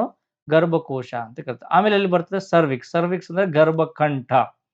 ಸೊ ಗರ್ಭಕೋಶ ಇಲ್ಲಿದೆ, ಇಲ್ಲಿದೆ ನೋಡಿ, ಗರ್ಭಕೋಶ ಇಲ್ಲಿದೆ. ಗರ್ಭಕಂಠಕ್ಕೆ ಆಮೇಲೆ ಬರ್ತದೆ, ಗರ್ಭಕಂಠಕ್ಕೆ ಆಮೇಲೆ ಬರ್ತದೆ. ಇನ್ನು ಲಾಸ್ಟಿಗೆ ಬರೋದ್ರೆ ವೆಸೈನ, ಅದು ನಾವು ಯೋನಿ ಅಂತ ಕರಿತೀವಿ. ಸೊ ಸರಿಯಾದ ಉತ್ತರ 4 ಅಲ್ಲಿ ನೋಡ್ತೀವಿ. ಅದು ಪ್ರೊಡ್ಯೂಸ್ ಆಗೋದು ಅಂಡಾಶಯ, ಅಲ್ಲಿಂದ ಬರೋದು ಫೆಲೋಪಿಯನ್ ಟ್ಯೂಬ್, ಅಲ್ಲಿಂದ ಬರೋದು ಯುಟೆರಸ್ ಅಂದ್ರೆ ಗರ್ಭಕೋಶ, ಅಲ್ಲಿಂದ ಬರೋದು ಸರ್ವಿಕ್ಸ್ ಗರ್ಭಕೋಶದ ಕಂಠ, ಲಾಸ್ಟ್ ಬರೋದು ವೆಜಿನಾ ಅಥವಾ ಯೋನಿ ಅಂತ ಬರ್ತೀವಿ. ಸೊ ಸರಿಯಾದ ಉತ್ತರ. ಸೊ ಇಲ್ಲಿ ಓವರ್ ರಿಲೀಸ್ ಆಗಿ ಫೆಲೋಪಿಯನ್ ಟ್ಯೂಬ್ ಇಂದ ಏನು ಯುಟೆರಸ್ ಇಂದ ಸರ್ವಿಕ್ಸ್ ಇಂದ ಲಾಸ್ಟಿಗೆ ಯೋನಿಗೆ ಬಂದು ರಿಲೀಸ್ ಆಗೋದನ್ನ ನಾವು ಈ ರೀತಿ ತಿಳ್ಕೋಬೇಕು. ಸೊ ಸರಿಯಾದ ಉತ್ತರ ಯಾವುದು ಅಂತಂದ್ರೆ option 4 is the right answer. Haemoglobin ಅಣುವಿನ ಬೀಟಾ ಗ್ಲೋಬಿನ್ ಸರಣಿಯ 6ನೇ ಸ್ಥಾನದಲ್ಲಿ ಗ್ಲುಟಮಿಕ್ ಆಮ್ಲವು ವ್ಯಾಲಿನಿಂದ ಬದಲಾವಣೆಯಾಗುವುದರಿಂದ ಈ ದೋಷ ಕಂಡು ಬರುತ್ತದೆ. ಏನ್ ಸರ್ ಕ್ವಶನ್ ಇದು? ಹೆಂಗ್ ಅರ್ಥ ಮಾಡ್ಕೋಬೇಕಂದ್ರ ಏನಿಲ್ಲ, ಹಿಮೋಗ್ಲೋಬಿನ್ ಎಲ್ಲಿ ಕಂಡು ಬರ್ತದೆ? ಮೇನ್ಲಿ ನಮಗೆ RBC ಕಣ್ಣಲ್ಲಿ ಕಂಡು ಬರ್ತದೆ. RBCಗೆ ಸಂಬಂಧಪಟ್ಟ ಒಂದು ರೋಗ, RBC ಸಂಬಂಧಪಟ್ಟ ಅನಿಮಿಯಾ ಅಂತ ಒಂದು ರೋಗ ಇದೆ, ಥಾಲ್ಸೆಮಿಯಾ ಅಂತಿದೆ, ಸಿಕಲ್ ಸೆಲ್ ಅನಿಮಿಯಾ ಅಂತಿದೆ, ಬೇರೆ ಬೇರೆ ರೀತಿಯಿಂದ ಅದಾವೆ. ಬಟ್ ನಾವು ಸ್ವಲ್ಪ ಬಹಳ ಡಿಫ್ರೆಂಟ್ ಆಗಿ ಅಬ್ಸರ್ವ್ ಮಾಡ್ತಾ ಹೋದ್ರೆ ಯಾವಾಗ್ಲೂ ಈ ಏನು ಈ ಕ್ರೋಮೋಸೋಮ್ಗಳು ಏನು ಡಿಸಾರ್ಡರ್ಸ್ ಇರ್ತಾವಲ್ಲ, ಇವು ಜೋಡಿಯಾಗಿರ್ತಾವ. ಇಲ್ಲಿ HbA ಮತ್ತು HbS ಅಂತೇಳಿ ಎರಡು ಜೋಡಿಯಾಗಿರುವಂತ ಕ್ರೋಮೋಸೋಮ್ಗಳು. ಈ ಎರಡು ಸೇಮ್ ಇರಬೇಕು. ಇಲ್ಲಿ ಯಾವ್ದಿರ್ತದೆ ಇಲ್ಲಿ ಅದೇ ಇರ್ಬೇಕು, ಇಲ್ಲಿ ಯಾವ್ದಿರ್ತದೆ ಅದೇ ಇರ್ಬೇಕು. ಬಟ್ ಇಲ್ಲಿ ಈ 1 2 3 4 5 ಸಿಕ್ಸ್ತ್ ಕ್ರೋಮೋಸೋಮ್, ಸಿಕ್ಸ್ತ್ ಜೋಡಿ ಬಂದಾಗ ಇದು ಏನಿರ್ಬೇಕು ಅದು ಉಲ್ಟಾ ಆಗ್ಬಿಟ್ಟತಿ. ಏನೇನ್ ಎಕ್ಸ್ಚೇಂಜ್ ಆಗಿದೆ ಅಂತಂದ್ರೆ ಗ್ಲುಟಮಿಕ್ ಆಮ್ಲ ಮತ್ತು ವ್ಯಾಲಿನ್, ಇವೆರಡು ಪ್ರೋಟೀನ್ಗಳು, ಇವೆರಡು ಏನಾಗ್ತವೆ? ಪರಸ್ಪರ ಇಂಟರ್ಚೇಂಜ್ ಆಗ್ಬಿಟ್ಟವೆ. ಗ್ಲುಟಮಿಕ್ ಜಾಗದಾಗ ವ್ಯಾಲಿನ್ ಬಂದ್ಬಿಟ್ಟತಿ, ವ್ಯಾಲಿನ್ ಬಂದಾಗ ಗ್ಲುಟಮಿಕ್ ಬಂದ್ಬಿಟ್ಟತಿ. ಈ ಪರಸ್ಪರ ಈ ರೀತಿ ವ್ಯತ್ಯಾಸ ಆಗಿರುವುದರಿಂದನೇ ಹಿಂಗ ಸ್ಪೆರಿಕಲ್ ಶೇಪ್ ಅಲ್ಲಿರುವಂತ RBC ಕಣಗಳೇನಾಗ್ತವಂತ ಈ ರೀತಿ ಸೆಮಿ ಸ್ಪೆರಿಕಲ್ ಅಂದ್ರೆ ಅರ್ಧ ಚಂದ್ರಾಕೃತಿ ಕಡಗೋಳು ಆಕಾರಕ್ಕೆ ಬರ್ತವೆ, ಕಡಗೋಳು ಆಕಾರಕ್ಕೆ ಬಂದ್ಬಿಡ್ತವೆ. ಹಂಗಾಗಿ ಆಮ್ಲಜನಕ ಇದೇನು RBC ಮಾಡುವಂತ ಪ್ರಮುಖ ಕೆಲಸ ಏನು ಅಂತಂದ್ರೆ ಆಮ್ಲಜನಕವನ್ನು ಕ್ಯಾರಿ ಮಾಡೋದು, ಆಕ್ಸಿಜನ್ ಕ್ಯಾರಿ ಮಾಡೋದು. ಇದು ಗುಂಡಾಕಾರ ಗೋಳಾಕಾರ ಫುಲ್ ಪ್ಯಾಕ್ ಇದ್ದಾಗನೇ ಕರೆಕ್ಟ್ ಆಗಿ ಆಮ್ಲಜನಕವನ್ನು ಕ್ಯಾಚ್ ಮಾಡ್ತತಿ. ಬಟ್ ಇದು ಅರ್ಧ ಚಂದ್ರಾಕೃತಿ ಆಗಿರೋದ್ರಿಂದ, ಇದರ ಆಕಾರ ಚಿಕ್ಕದಾಗಿರೋದ್ರಿಂದ ಆಮ್ಲಜನಕ ಅಷ್ಟೊಂದು ಸಪ್ಲೈ ಆಗಲ್ಲ, ಬಾಡಿ ಸಿಗುವಂತ ಆಮ್ಲಜನಕ ಅಷ್ಟೊಂದು ಸಿಗಲ್ಲ. ಇದರಿಂದ ಬರುವಂತ ಒಂದು ಸಮಸ್ಯೆಯನ್ನು ನಾವೇನಂತ ಕರಿತೀವಿ? ಏನು? ಕಡುಗೋಳ ಆಕಾರದ ಜೀವಕೋಶ ರಕ್ತಹೀನತೆ ಅಂತ ಕರಿತೀವಿ. Sickle cell anaemia. Sickle cell anaemia ಅಂತಂದ್ರೆ ಒಂದು ಅನಿಮಿಯಾ, ರಕ್ತಹೀನತೆ ಅಂದ್ರೆ ನಮ್ಮ ರಕ್ತ ಕರೆಕ್ಟ್ ಆಗಿ ಬ್ಲಡ್ ಪ್ರೊಡ್ಯೂಸ್ ಆಗೋದು ಸಹಿತ ನಮಗೆ ಬ್ಲಡ್ಗೆ ಕರೆಕ್ಟ್ ಆಗಿರುವಂತ ಆಮ್ಲಜನಕ ಕರೆಕ್ಟ್ ಆಗಿರೋ ರಕ್ತ ನಮಗೆ ಸಂಚಾರ ಆಗ್ತಾ ಇಲ್ಲ. ಯಾಕಂದ್ರೆ ಇವು ಗೋಳಾಕಾರವಾಗಿದ್ದಾಗಲೇ ಆಮ್ಲಜನಕವನ್ನು ಜಾಸ್ತಿ ತಗೊಂಡ್ಬರ್ತವೆ. ಆಕಾರ ಸಣ್ಣ ಸಣ್ಣ ಆಕಾರವಾಗಿರೋದ್ರಿಂದ, ಚಿಕ್ಕ ಚಿಕ್ಕ ಆಕಾರವಾಗಿರೋದ್ರಿಂದ ಇವು ನಮಗೆ ಕಂಪ್ಲೀಟ್ ಆಗಿರುವಂತ ಆಮ್ಲಜನಕವನ್ನು ತಗೊಂಬರಲ್ಲ. ಇದನ್ನ ಅವಾಗ ನಮಗೆ ಬಾಡಿಗೆ ಬ್ಲಡ್ ಸಪ್ಲೈ ಕಮ್ಮಿ ಆಗ್ತದೆ. ಇದನ್ನ ನಾವು ರಕ್ತಹೀನತೆ ಅಂತ ಕರಿತೀವಿ. ನೋಡಿ, ಕುಸುಮ ರೋಗ ಅನ್ನೋದು ಹಿಮೋಫಿಲಿಯಾ, ದಟ್ ಪ್ಲೇಟ್ಲೆಟ್ಗಳಿಂದ ಬರ್ತದ. ಇನ್ನ ಫಿನೈಲೋ ಕಿಟೋನ್ಯೂರಿಯಾ ಎಂದ್ರೆ ಇದು ಏನು ಬ್ಲಡ್ ಅಲ್ಲಿ ಪ್ರೋಟೀನ್ಗಳ ಕೊರತೆಯಿಂದ ಬರುವಂತ ಒಂದು ಸಮಸ್ಯೆ. ಮತ್ತು ಥಾಲ್ಸೆಮಿಯಾ ಇದಕ್ಕೆ ಸಂಬಂಧಪಟ್ಟಿದ್ದೆ, ಬಟ್ ಅದ ಈ ಪರ್ಟಿಕ್ಯುಲರ್ ಕ್ವಶನ್ ಇದು ಆನ್ಸರ್ ಅಲ್ಲ. ಹಂಗಾಗಿ ಸರಿಯಾದ ಉತ್ತರ ಕಡ್ಗೋಳಾಕಾರದ ಜೀವಕೋಶದ ರಕ್ತಹೀನತೆ, ಸಿಕಲ್ ಸೆಲ್ ಅನಿಮಿಯಾ ಅಂತ ಕರಿತೀವಿ ನಾವು. ಕೆಳಗೆ ನೀಡಿರುವ ಹೇಳಿಕೆಗಳನ್ನು ಓದಿರಿ ಮತ್ತು ಸರಿಯಾದ ಆಯ್ಕೆಯನ್ನು ಆರಿಸಿ ಅಂತಿದೆ. 2 ಸ್ಟೇಟ್ಮೆಂಟ್ಸ್ ಅದಾವ. ಈ ಎರಡರಲ್ಲಿ ಯಾವ್ದು ಕರೆಕ್ಟ್ ಇದೆ ಅಂತ ನಾವು ನೋಡ್ತೀವಿ. 2 ಕರೆಕ್ಟ್ ಅದನ್ನ, 2 ತಪ್ಪು ಅಂತ ನೋಡ್ತೀವಿ. ಯುಗ್ಮಜದಿಂದ ಭ್ರೂಣದ ಪರಿವರ್ತನೆಯಾಗುವುದನ್ನೇ ಭ್ರೂಣೋತ್ಪತ್ತಿ ಅಂತ ಕರಿತೀವಿ. ಏನಪ್ಪ ಯುಗ್ಮಜ ಅಂದ್ರ ಜೈಗೋಟ್. ಜೈಗೋಟ್ ಅಂದ್ರ ಗಂಡು ಮಕ್ಕಳಿರುವಂತ ವೀರ್ಯಾಣುಗಳು, ಹೆಣ್ಣು ಮಕ್ಕಳಿರುವಂತ ಅಂಡಾಣುಗಳು ಎರಡು ಸೇರಿ ಕೂಡಿ ತಯಾರಾಗುವಂತ ಒಂದು ಜೀವಕೋಶವನ್ನೇ ನಾವು ಜೈಗೋಟ್, ಯುಗ್ಮಜ ಅಂತ ಕರಿತೀವಿ. ಇದೆಲ್ಲ ಸಂತಾನೋತ್ಪತ್ತಿಯಲ್ಲಿ ಆಗುವಂತ ಮೊದಲ ಹಂತ ಇದು. ವೀರ್ಯಾಣು ಮತ್ತು ಅಂಡಾಣು ಎರಡು ಸೇರಿ ಫರ್ಟೈಲ್ ಆಗುವಂತ, ಏನು ಸಂತಾನೋತ್ಪತ್ತಿ ಶುರುವಾಗುವಂತ ಒಂದು ಹಂತವನ್ನೇ ನಾವು ಜೈಗೋಟ್ ಅಂತ ಕರಿತೀವಿ. ನೋಡಿ, ಇಲ್ಲಿ ಒಂದು ಅಂಡಾಣು ಒಂದು ವೀರ್ಯಾಣು ಸೇರಿ ತಯಾರಾಗುವಂತನ ಜೈಗೋಟ್ ಅಂತ ಕರಿತೀವಿ. ಹೌದು, ಯುಗ್ಮಜದಿಂದ ಭ್ರೂಣದ ಪರಿವರ್ತನೆಯಾಗುವುದನ್ನೇ ನಾವು ಭ್ರೂಣೋತ್ಪತ್ತಿ ಅಂತ ಕರಿತೀವಿ. ಇವೆರಡು ಕೂಡಿದಾಗನೇ ನಮ್ಗೆ ಏನಾಗ್ತದೆ, ಭ್ರೂಣ, ಎಂಬ್ರಿಯೋ ಅಂತ ಕರಿತೀವಿ. ಎಂಬ್ರಿಯೋ ಅನ್ನೋದು ಏನಾಗ್ತದೆ, ತಯಾರಾಗ್ತದೆ. ಹೌದು, ಬರೀ ಅಂಡಾಣುವಿನಿಂದ ತಯಾರಾಗಲ್ಲ, ಬರೀ ವೀರ್ಯಾಣು ತಯಾರಾಗಲ್ಲ. ಇವೆರಡು ಕೂಡಿದಾಗ ನಮ್ಗೆ ಏನಾಗ್ತದೆ, ಒಂದು ಭ್ರೂಣ, ಒಂದು ಮಗು ಅಂತ ತಯಾರಾಗ್ತದೆ. ಭ್ರೂಣೋತ್ಪತ್ತಿಯ ಸಂದರ್ಭದಲ್ಲಿ ಯುಗ್ಮಜವು ಕೋಶ ವಿಭಜನೆ ಮತ್ತು ಕೋಶ ವಿಭೇದೀಕರಣ ಹೊಂದುತ್ತದೆ. ಹೌದು, ಸೆಲ್ ಡಿವಿಷನ್ ಆಗ್ಲೇಬೇಕು. ಸೆಲ್ ಡಿವಿಷನ್ ಆದಾಗನೇ ಮಗು ಚಿಕ್ಕ ಮಗುವಿನಿಂದ ದೊಡ್ಡದು ಮಗು. ಸೊ ಹಿಂಗಾಗಿ ಸೆಲ್ ಡಿವಿಷನ್ ಆಗೋದ್ರಿಂದನೇ ಸೆಲ್ಗಳ ಸಂಖ್ಯೆ ಜಾಸ್ತಿ ಆಗ್ತದೆ. ಸೆಲ್ಗಳ ಸಂಖ್ಯೆ ಜಾಸ್ತಿ ನಥಿಂಗ್ ಬಟ್ ಏನು ಅಂತಂದ್ರೆ ಕೋಶ ವಿಭಜನೆ. ಆ ಆಂಬ್ರಿಯೋ, ಆ ಏನು ಯುಗ್ಮಜ ಐತಲ್ಲ, ಯುಗ್ಮಜದಿಂದ ನಮ್ಗೇನು ಭ್ರೂಣ ತಯಾರಾಯ್ತಲ್ಲ, ಆ ಭ್ರೂಣ ದೊಡ್ಡದಾಗ್ಬೇಕಾದ್ರ ಅರ್ಥ ಸೆಲ್ಗಳ ಡಿವಿಷನ್ ಆಗ್ಬೇಕು. ಆದಾಗ್ಲೇ ಮಾತ್ರ ಏನಾಗ್ತದೆ, ಅದು ದೊಡ್ಡದಾಗ್ತದೆ ಅಂತ ನೋಡ್ತೀವಿ. ಹಂಗಾಗಿ ಭ್ರೂಣೋತ್ಪತ್ತಿಯ ಸಂದರ್ಭದಲ್ಲಿ ಯುಗ್ಮಜವು ಏನು ಜೈಗೋಟ್ ಐತಲ್ಲ, ಇದೇನಾಗ್ತದೆ ನಮ್ಗೆ ಕೋಶ ವಿಭಜನೆ ಮತ್ತು ಕೋಶ ವಿಭೇದೀಕರಣಕ್ಕೆ ಒಳಗಾಗ್ತದೆ. ಹೌದು, ಹಂಗಾಗ್ತದೆ. ಎರಡು ಸಹಿತ ನಮ್ಗೆ ಸರಿಯಾದ ಉತ್ತರ ಅಂತ ನೋಡ್ತೀವಿ. ಹೇಳಿಕೆ 1 ಮತ್ತು 2 ಹೇಳಿಕೆ ಸರಿ ಅಂತಿದೆ. ಹೇಳಿಕೆ 1 ಮತ್ತು ಹೇಳಿಕೆ 2 ತಪ್ಪು. ಹೇಳಿಕೆ 1 ಸರಿ, ಹೇಳಿಕೆ ತಪ್ಪು. ಹೇಳಿಕೆ 1 ತಪ್ಪು ಇಲ್ಲ, 2 ಸರಿ ಐತೆ ನಮ್ಗೆ ಸರಿಯಾಗಿರುವಂತ ಆಪ್ಷನ್ಗಳು ಅಂತ ನೋಡ್ತೀವಿ. ಇದರಿಂದ ನಮ್ಗೆ ಮಗು ತಯಾರಾಗ್ತದೆ. ಫೀಟಸ್ ತಯಾರಿಂದ ಗರ್ಭ ತಯಾರಾಗಿ ಗರ್ಭದಿಂದ ನಮ್ಗೆ ಮಗು ಉತ್ಪಾದನೆ ಆಗೋದನ್ನ ನಾವು ಅಬ್ಸರ್ವ್ ಮಾಡ್ತೀವಿ. ಎಸ್, ಒಟ್ಟಾರೆಯಾಗಿ ಇಷ್ಟು ಕ್ವಶನ್ಸ್ ಅನ್ನು ಈ ಚಾಪ್ಟರ್ ನೋಡ್ಕೊಂಡ್ ಬಂದಿವಿ. ಈ ಒಂದು ತರಗತಿ ಬಹಳ ಇಂಪಾರ್ಟೆಂಟ್ ಆಗಿತ್ತು. 2024ರಲ್ಲಿ ಸುಮಾರು ಕ್ವಶನ್ಸ್ ಕೇಳಿದ, ಬಹಳ ಟಫ್ ಇದ್ದು. ಮೇಜರ್ ಆಗಿ ಫಿಸಿಕ್ಸ್ ಪ್ರಾಬ್ಲಮ್ಗಳು ಸ್ವಲ್ಪ ಟಫ್ ಇದ್ದು ನಮಗೆ. ಅಲ್ಲಿ 3 ಪ್ರಾಬ್ಲಮ್ಗಳು ನಾವು ಅಬ್ಸರ್ವ್ ಮಾಡಿದೀವಿ. ಇನ್ನ ಜೊತೆಗೆ ಬಯಾಲಜಿ ಕ್ವಶನ್ಸ್ ಸಹಿತ ಟಫ್ ಇದ್ದು, ಕೆಮಿಸ್ಟ್ರಿ ಸಹಿತ ಟಫ್ ಇದ್ದು. ಕಳೆದ ಎಲ್ಲಾ ಕ್ವಶನ್ಸ್ ನಾವು ಎಲ್ಲ ಟಿಇಟಿಗೆ ಅಬ್ಸರ್ವ್ ಮಾಡ್ತಾ ಬಂದ್ರೆ 2024 ಕೇಳಿರುವಂತ ಕ್ವಶನ್ ಸ್ವಲ್ಪ ವಿಭಿನ್ನವಾಗಿದ್ದು, ಸ್ವಲ್ಪ ಆದ್ರೂ ನಂದೇ ಆಗಿರುವಂತ, ನನಗಿರುವಂತ ಜ್ಞಾನದ ಪರಿಯೊಳಗೆ ನಾನು ನಿಮ್ಗೆ ಅರ್ಥೈಸುವಂತ ಪ್ರಯತ್ನವನ್ನು ಮಾಡಿದ್ದೀನಿ. ನಂದೇ ಫೈನಲ್ ಅಲ್ಲ, ನಾ ಹೇಳಿದ್ದೆ ಇಷ್ಟೇ ಸಾಕು ಅನ್ನಂಗಿಲ್ಲ. ಇದ್ರ ಜೊತೆಗೆ ನಿಮ್ದೇ ಒಂದು ಪ್ರಯತ್ನ ಮಾಡಿಕೊಂಡು ಮುಂದೆ ಹೋಗಿ. ಇಲ್ಲಿಗೆ 2014 ಶುರುವಾಗಿರುವಂತ ಟಿಇಟಿ 2024 ವರೆಗೆ ನಂದೇನು ಕಾನ್ಸೆಪ್ಟ್ ಸರಣಿ ಇತ್ತಲ್ಲ, ಸರಣಿ ಕಾನ್ಸೆಪ್ಟ್ ಅನ್ನು ಕಂಪ್ಲೀಟ್ ಆಗಿ ಮುಗಿಸ್ಕೊಟ್ಟಿದ್ದೀನಿ. ಇಲ್ಲಿವರೆಗೆ ಒಟ್ಟಾರೆಯಾಗಿ 232 ಸೈನ್ಸ್ ಕ್ವಶನ್ಸ್ ಅನ್ನು ಸಾಲ್ವ್ ಮಾಡಿದ್ದೆ ನಾನು. 232 ಕ್ವಶನ್ಸ್, ಸೈನ್ಸ್ ಕ್ವಶನ್ಸ್ ಅನ್ನು ಸಾಲ್ವ್ ಮಾಡುವಂತ ಪ್ರಯತ್ನ ಮಾಡಿದ್ದೀನಿ. ಸೊ ಇದು ಬಿಗ್ ಟಾಸ್ಕ್ ಆಗಿತ್ತು. ಒಳ್ಳೆ ಒಂದು ನಿಮ್ಗೆ ನಾಲೆಜ್ ಸಿಕ್ಕಿದೆ ಅಂತ ನಾನು ಅನ್ಕೊಂಡಿನಿ. ಇದರ ಯಾರ್ಯಾರು ಉಪಯೋಗ ಪಡ್ಕೊಂಡಿರೋ ಅವರೆಲ್ಲರೂ ಸಹಿತ ನಮ್ಮ ಚಾನೆಲ್ ಅನ್ನು ಸಬ್ಸ್ಕ್ರೈಬ್ ಮಾಡ್ಕೊಳ್ಳಿ. ನಿಮ್ಗೆ ಬೇಕಾಗಿರೋ ಜೊತೆಗೆ ಇದ್ರ ಜೊತೆ ಬೇರೆಯವ್ರ ಜೊತೆ ಹಂಚಿಕೊಂಡು ಜ್ಞಾನವನ್ನು ಹೆಚ್ಚು ಮಾಡ್ಕೊಳ್ಳಿ ಅಂತ ಹೇಳುತ್ತಾ, ಇನ್ನು ನೆಕ್ಸ್ಟ್ ತರಗತಿಯಲ್ಲಿ ನಿಮ್ಗೆ ಯಾವುದಕ್ಕೆ ಜಾಸ್ತಿ ಫೋಕಸ್ ಮಾಡಬೇಕು, ಈ 232 ಓವರ್ ಆಲ್ ಕ್ವಶನ್ಸ್ ಅಲ್ಲಿ 9 ಟಿಇಟಿ ಎಕ್ಸಾಮ್ಗಳಲ್ಲಿ ಯಾವ ಕಾನ್ಸೆಪ್ಟ್ ಮೇಲೆ ಜಾಸ್ತಿ ಕ್ವಶನ್ಸ್ ರಿಪೀಟ್ ಆಗಿದ್ದಾವೆ, ಯಾವ ಕಾನ್ಸೆಪ್ಟ್ ಅನ್ನ ನೆಕ್ಸ್ಟ್ ಟಿಇಟಿಗೆ ನಾನು ರೆಡಿ ಆಗಬೇಕು ಅನ್ನೋದನ್ನು ನಿಮ್ಗೊಂದು ಶಾರ್ಟ್ ವಿಡಿಯೋ ಮಾಡಿ ತೋರಿಸ್ತೀನಿ. ಐ ಥಿಂಕ್ ಇದು ವಿತಿನ್ 2 days ಅಲ್ಲೇ ಅದು ನಿಮ್ಗೆ ಎಷ್ಟು ಕ್ವಶನ್ ಬಂದಿದ್ದಾವೆ ಅನ್ನೋದನ್ನು ನನ್ನ ಚಾನಲ್ ಮುಖಾಂತರ ನಿಮ್ಗೆ ವಿಡಿಯೋ ಮಾಡಿ ನಿಮ್ಗೆ ಇನ್ಫಾರ್ಮೇಶನ್ ಕೊಡ್ತೀನಿ. So thank you for watching. Keep watching. ನೀವು ಸಬ್ಸ್ಕ್ರೈಬ್ ಮಾಡ್ಕೊಳ್ಳಿ, ಮತ್ತೆ ನಿಮ್ಮ ದೋಸ್ತರ ಜೊತೆಗೆ ಹಂಚ್ಕೊಳ್ತಾ ಹೇಳುತ್ತಾ ಇಲ್ಲಿಗೆ ನಮ್ಮ ವಿಡಿಯೋವನ್ನು ಕಂಪ್ಲೀಟ್ ಮಾಡ್ತೀನಿ. ಜೈ ಹಿಂದ್.